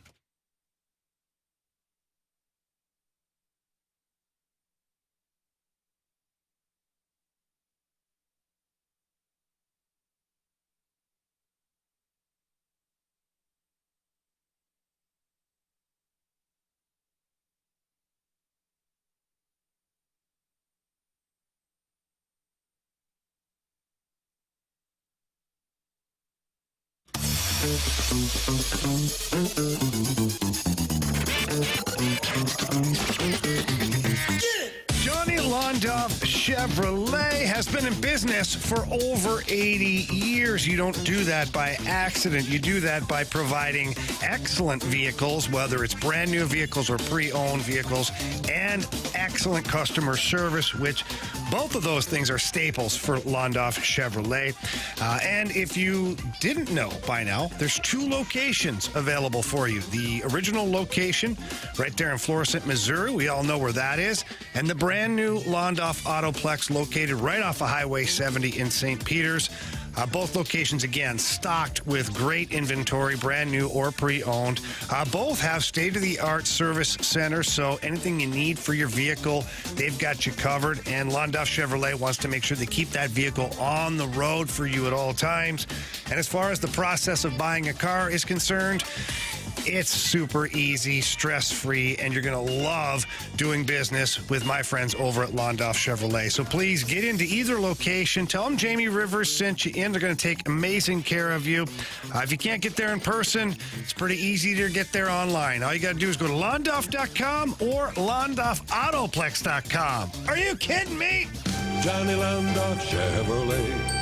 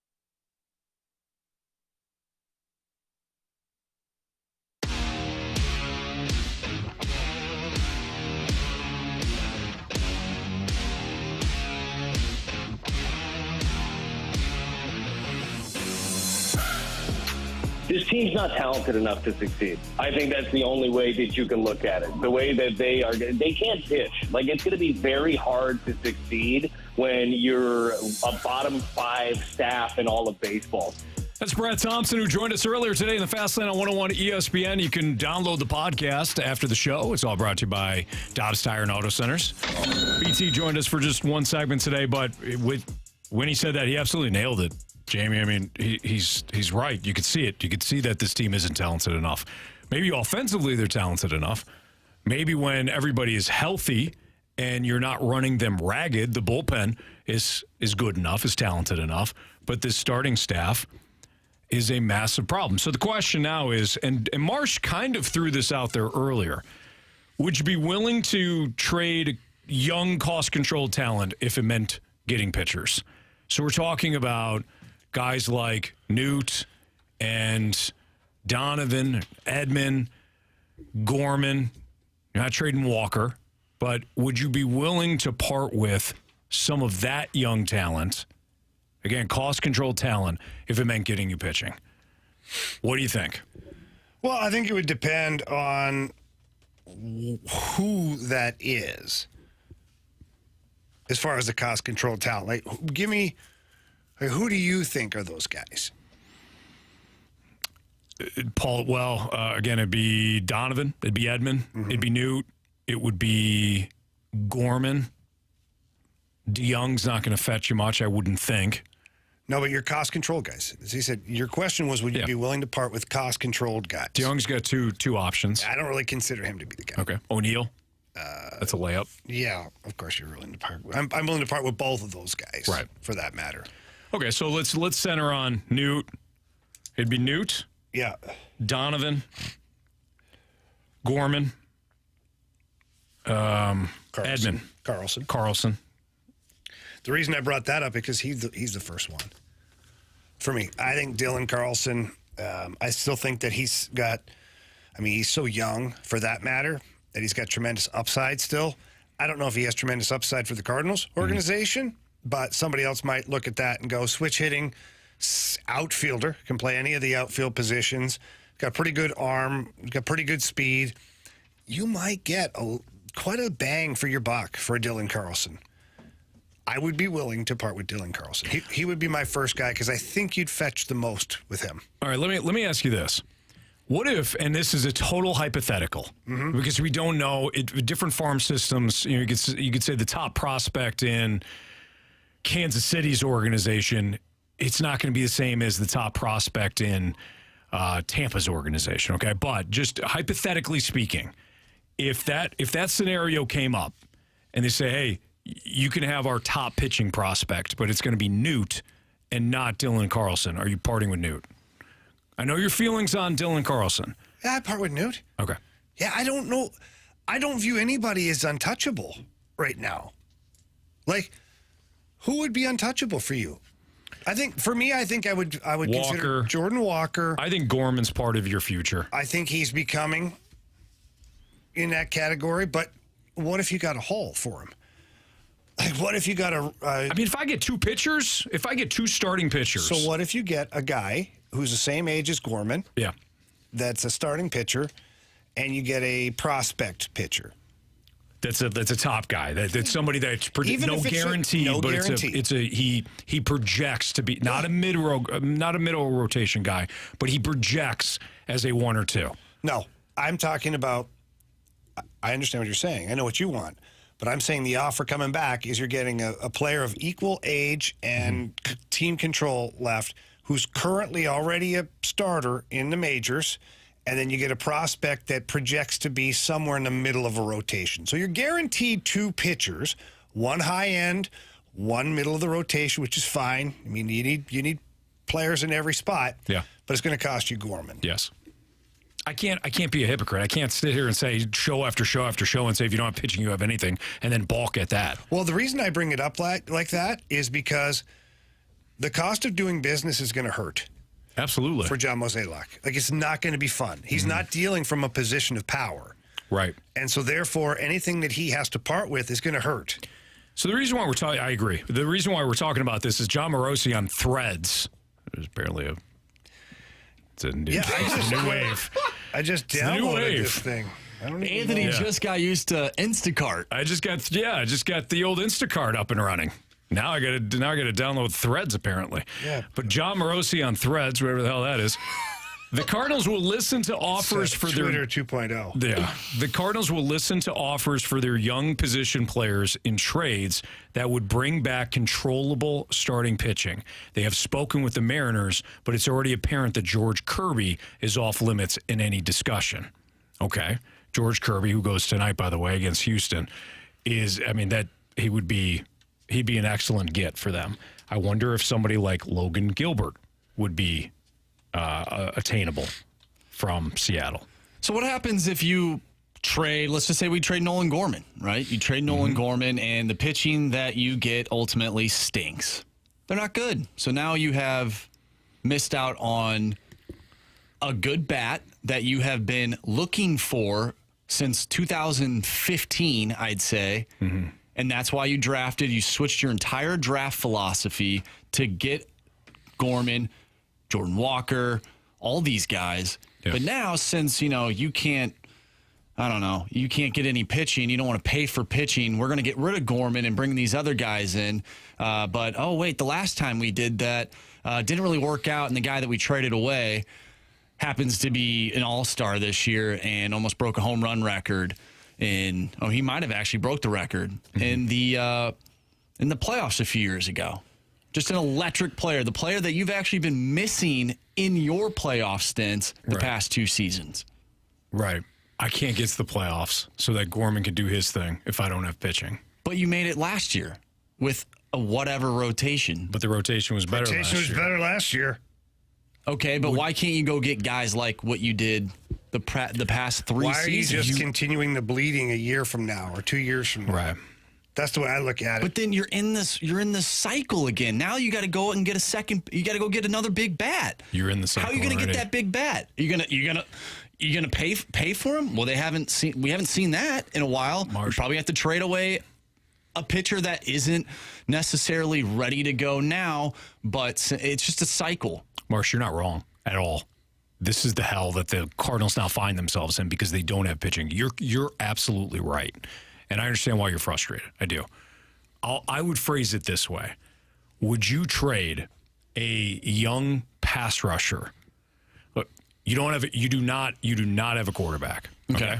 You do not have a quarterback. I'm closing my eyes and envisioning this. You do not have a QB. Mm-hmm. Would you trade a young pass rusher in his second year for a quarterback that might be a franchise piece? That might be a franchise piece? Yeah. The pass rusher has developed in year 2, but the QB that is being offered is a young quarterback that might be a franchise quarterback. I realize this is not apples to apples. I get that. But would you do that? I have heard might be a franchise quarterback many times, and they did not work out. Wow. I mean, that's... So you're saying no? It's a real choice, Anthony. It sure is. It's quite the choice. You. Some would even say it's a tough one. A difficult one, yeah. It's very difficult. So what's your answer? Man, I don't know. I mean, probably the quarterback, to be honest, because you can't... I mean, what is your defense going to score points for you? Exactly. Can the quarterback pitch? That's all I want to know. Probably. Would you trade Jamie, you have to help me on this one. Sure. Would you trade a young goal scorer in his second year? Okay. Your defense. Yes. Should I go defense or goaltending, Jamie? Goaltending? Never a bad idea to go with the D. Okay. Let's go with that D. Mm-hmm. You trade a young goal scorer in his second year, just developing his second year, for an opportunity to get he's not there, but a potential Alex Pietrangelo. So this one, in my opinion, a little bit more difficult. How many goals is this goal scorer scoring? How many points is he putting up? He's putting up 30 goals a year. 30 goals a year? Honestly, I think I'm keeping the goal scorer. Wrong answer. Your defense is sorry. I'm keeping the goal scorer. Your defense. The game is trending. Atrocious. The NHL is trending into goal scoring. And what did Vegas win with? Yeah, but they have like Who did- 6 big guys. But who did they have? They had Alex Pietrangelo. Who does Colorado have?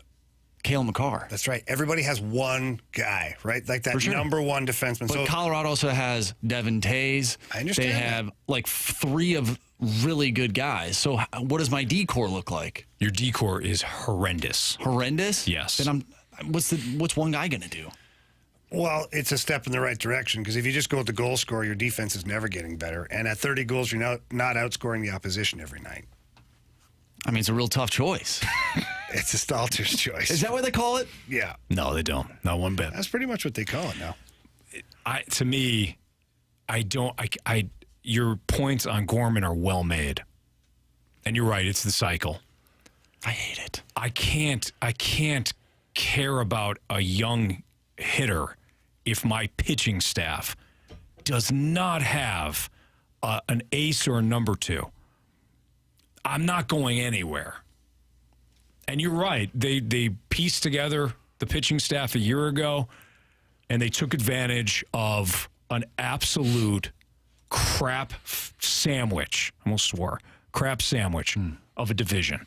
Watch yourself. An absolute hot dog water combined with... Well, there you go again, with the wiener water. The toilet water after Jamie is done, leaving him a Mike Keenan. What's wrong with hot dog water? That's your pitching staff.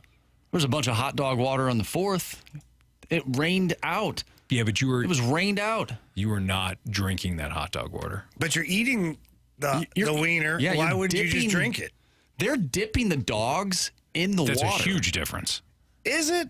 Huge difference. Well, it depends, I guess. It's Fastlane on 101 ESPN. We do need a new Beat the Streak contestant here. So, who did he have? Goldschmidt? He absolutely did. Poor Josh. Josh was left with Goldie, and Goldie said, "Go blank yourself, Josh." I don't know if Goldie said that. He did. I heard actually him. don't see Goldie being able to do that. Oh wait, he said, "Go blank yourself" to Hicks. He did say that to Hicks. Yes. I don't know. I mean, he could have had another opportunity to hit if that game stays tied. They go to extra innings. If he would have jumped like 30 feet in the air, got the ball. If it had a better vertical, everything would have been fine. Be fine. I agree. It was almost the point where Goldie was like one of those kids, and like he was going to throw his glove up to try and hit the ball, which is illegal. So in all 30 MLB states. Actually, there's not 30 MLB states, are there? How many states are there? Some of the states have multiple teams. How many states are there? Like California. Like how many MLB states? Yeah, it's a good trivia question. That is a good trivia question. Hey, Siri. Ask Siri. She's always listening. She's got 4% battery left. She said, "Go blank yourself." Okay. We've been doing all fine. Anyways, we got Beat the Streak and the biggest question of the day next on 101 ESPN. Heart rate up.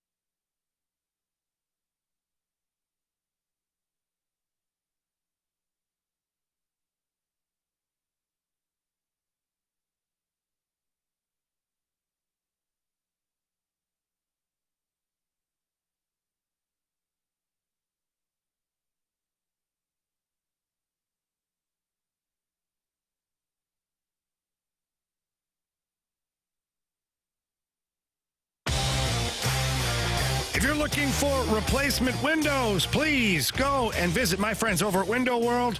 Let's not forget they are the preferred window of your St. Louis Blues. Window World, they're ranked number 1 in number of windows sold in the country by Qualified Remodeler magazine. And honestly, in just over 20 years of business, They have improved the look and thermal efficiency of over 70,000 customers in the St. Louis area. That's the big one right there. They have a double-strength glass that's not common in replacement windows, and it makes them way more efficient. So in the hot summers, the heat stays out, and in the cold winters, the cold stays out. And I've said this before, the money stays in your wallet, and that's all thanks to Window World, who, by the way, also offer a lifetime warranty that covers all the parts, the glass breakage, and the labor. And they are still offering 18 months, same as cash financing with approved credit. So please, get over there and see them in person or give them a call at 314-993-1800. Again, that number is 314-993-1800, or you can look them up at windowworld.com.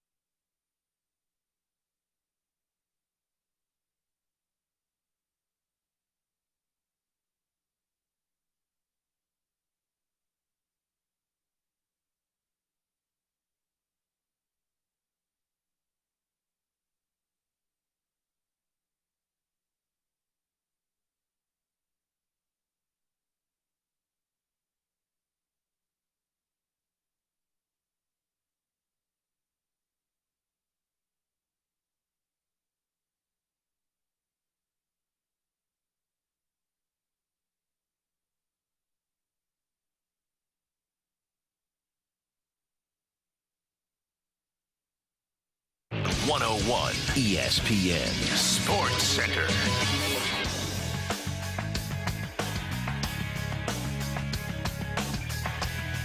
I'm Andrew Marsh. It's time for a Sports Center update brought to you by Saliga Heating and Cooling. The Cardinals looking to bounce back from a heartbreaker last night, a 10-9 final as the Marlins walked it off. Jordan Hicks overthrew first base as 2 runs came across the plate.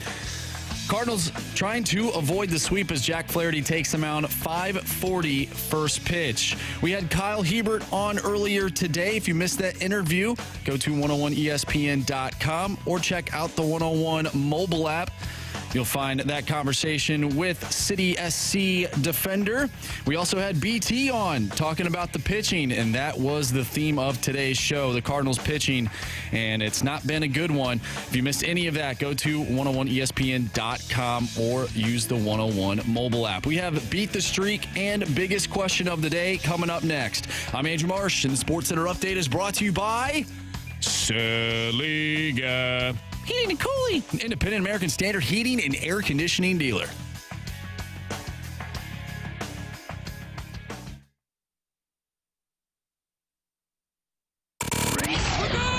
I want to hit baseballs. All of my successes depend on me. You're ready to hit. The hits just keep on coming. And his first big league hit is a bullet up the middle. Time to play Beat the Streak here in the Fast Lane on 101 ESPN with Jamie Rivers and Andrew Marsham, Anthony Stalter. We welcome in Mike, who attempts to do a streak, put together a streak. What's up, Mike? Not much. How you fellas doing tonight? We're doing well. Appreciate you playing tonight. All right. Thanks for having me. All right, Marsh, what do we got here? What's our standings? All right, Anthony, you are still leading the way. And Anthony, I mean, this might be the longest streak that you've ever had.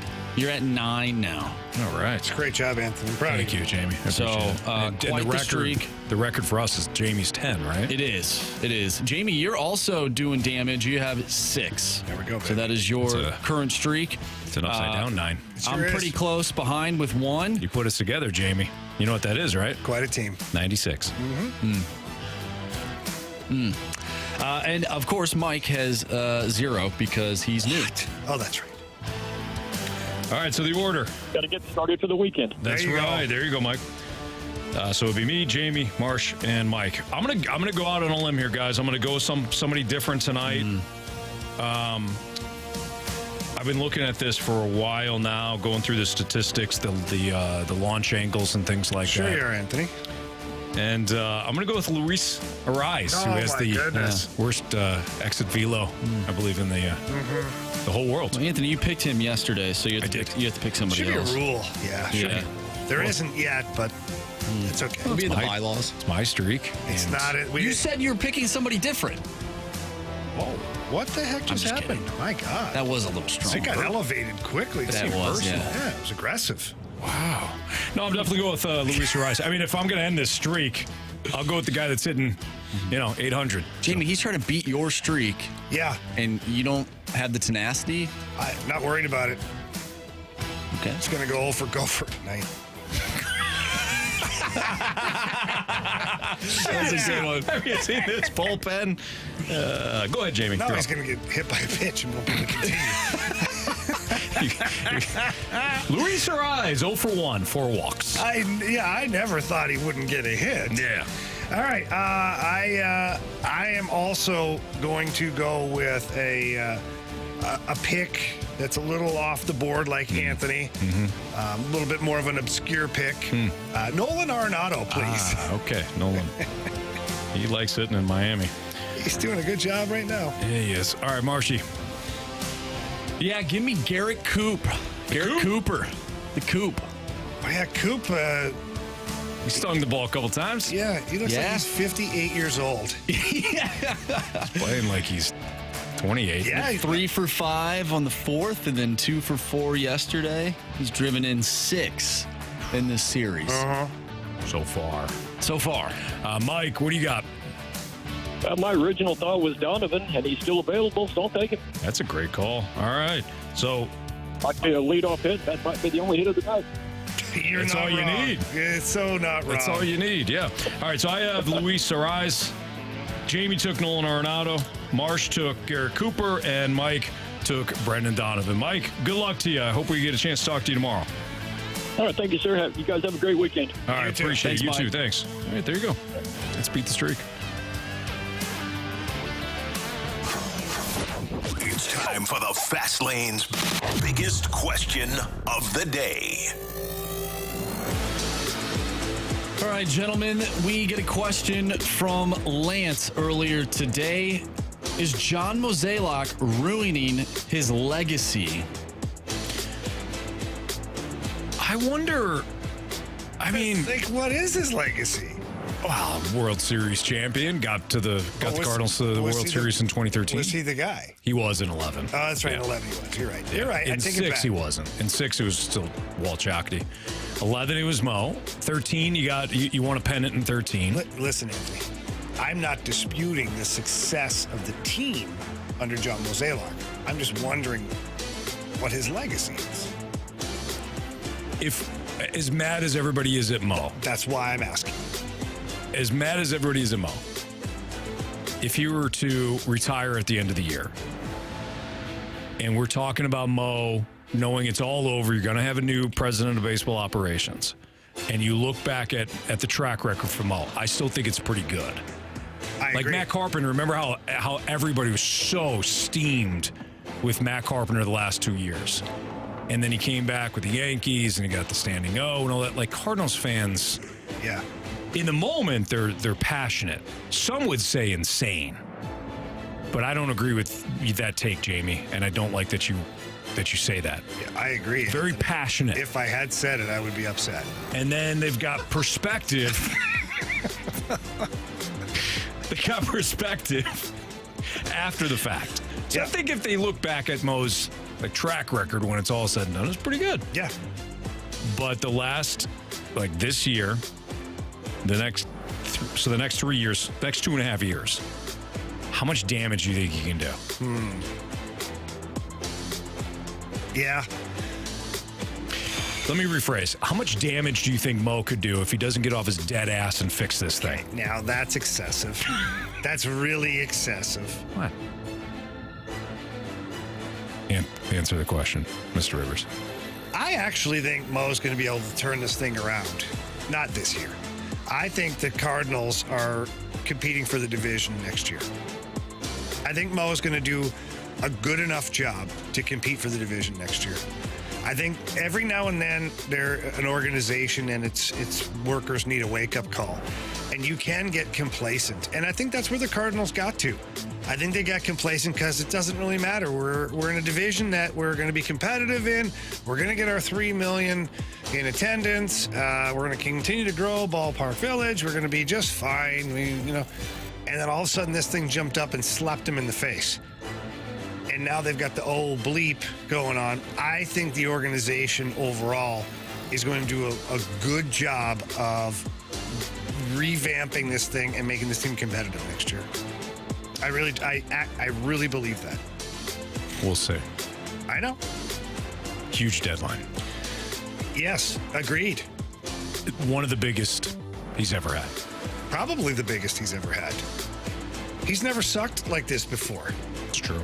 So he's had other big deadlines where he's looking to add pieces because he wants to be a World Series contender. Right. It's a totally different approach when you're trying to fix a massive problem rather than just adding a piece as luxury.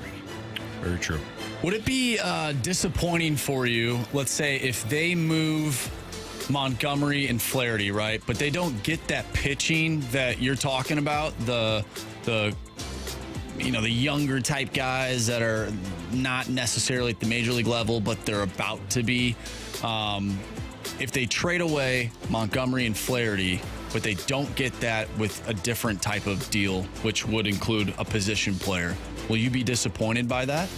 Or will you not be because they ended up moving those guys that would be free agents this upcoming winter? I'll answer your question with a question, Marsh.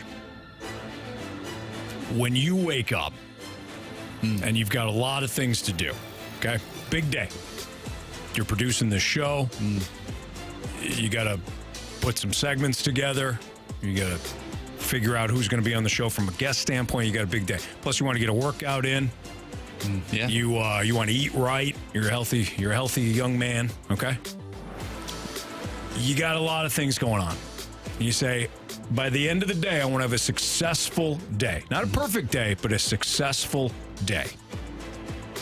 If you woke up and the only thing you did was change from your pajamas into your clothes. It's the only thing you did that day, despite having all the stuff in front of you. Yeah. Would you consider that a successful day?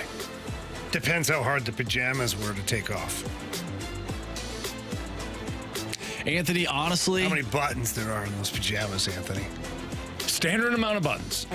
Honestly... Yeah. At the end of the day... I'm just happy to be alive. Okay. Then, yeah, I guess, no, I wouldn't be... Would I lose my job?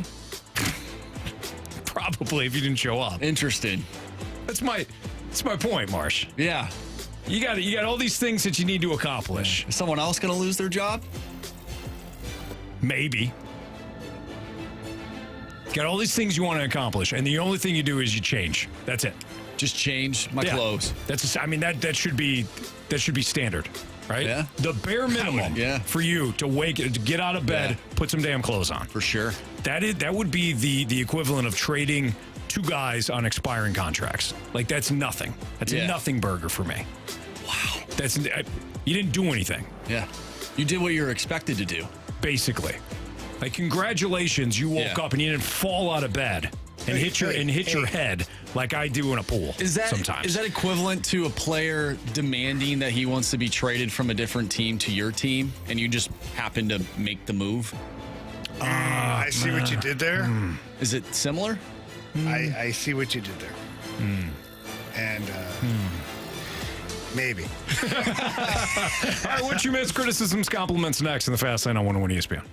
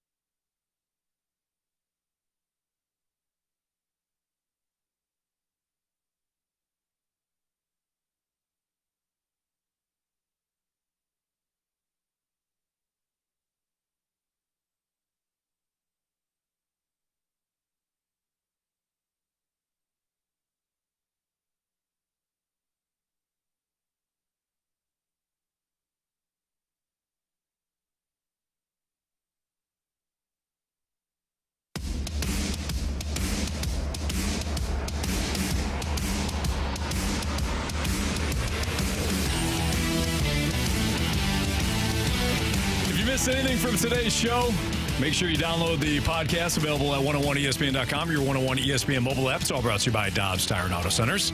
We thank you for listening, whether it was on the radio or our YouTube channel at 101 ESPN STL. YouTube. Second day with the cameras on, so Jamie just realized they were on. I kind of have forgotten about them. Yeah. It's fine. We appreciate you. Appreciate you listening. All right, Marsh, what do you got for criticisms and compliments?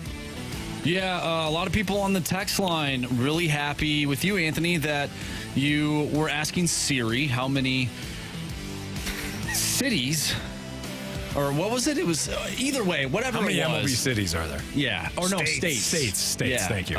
You wanted the phone to start talking. wanted Jamie's watch. You wanted Jamie's watch to start talking, and in return, everybody listening. How many phone, decided that's to right. start talking.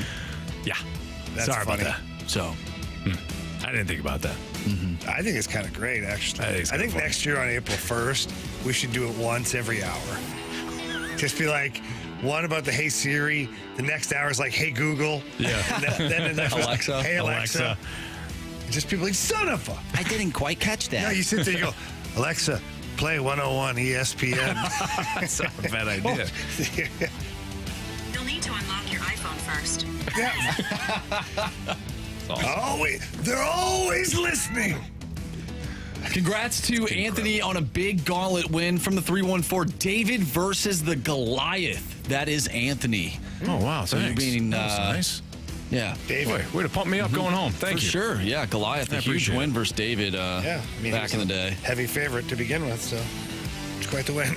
Are we sure that Goliath, he took one pebble to the face and he went down? Anthony, that's the way the story goes, and who am I to debunk it?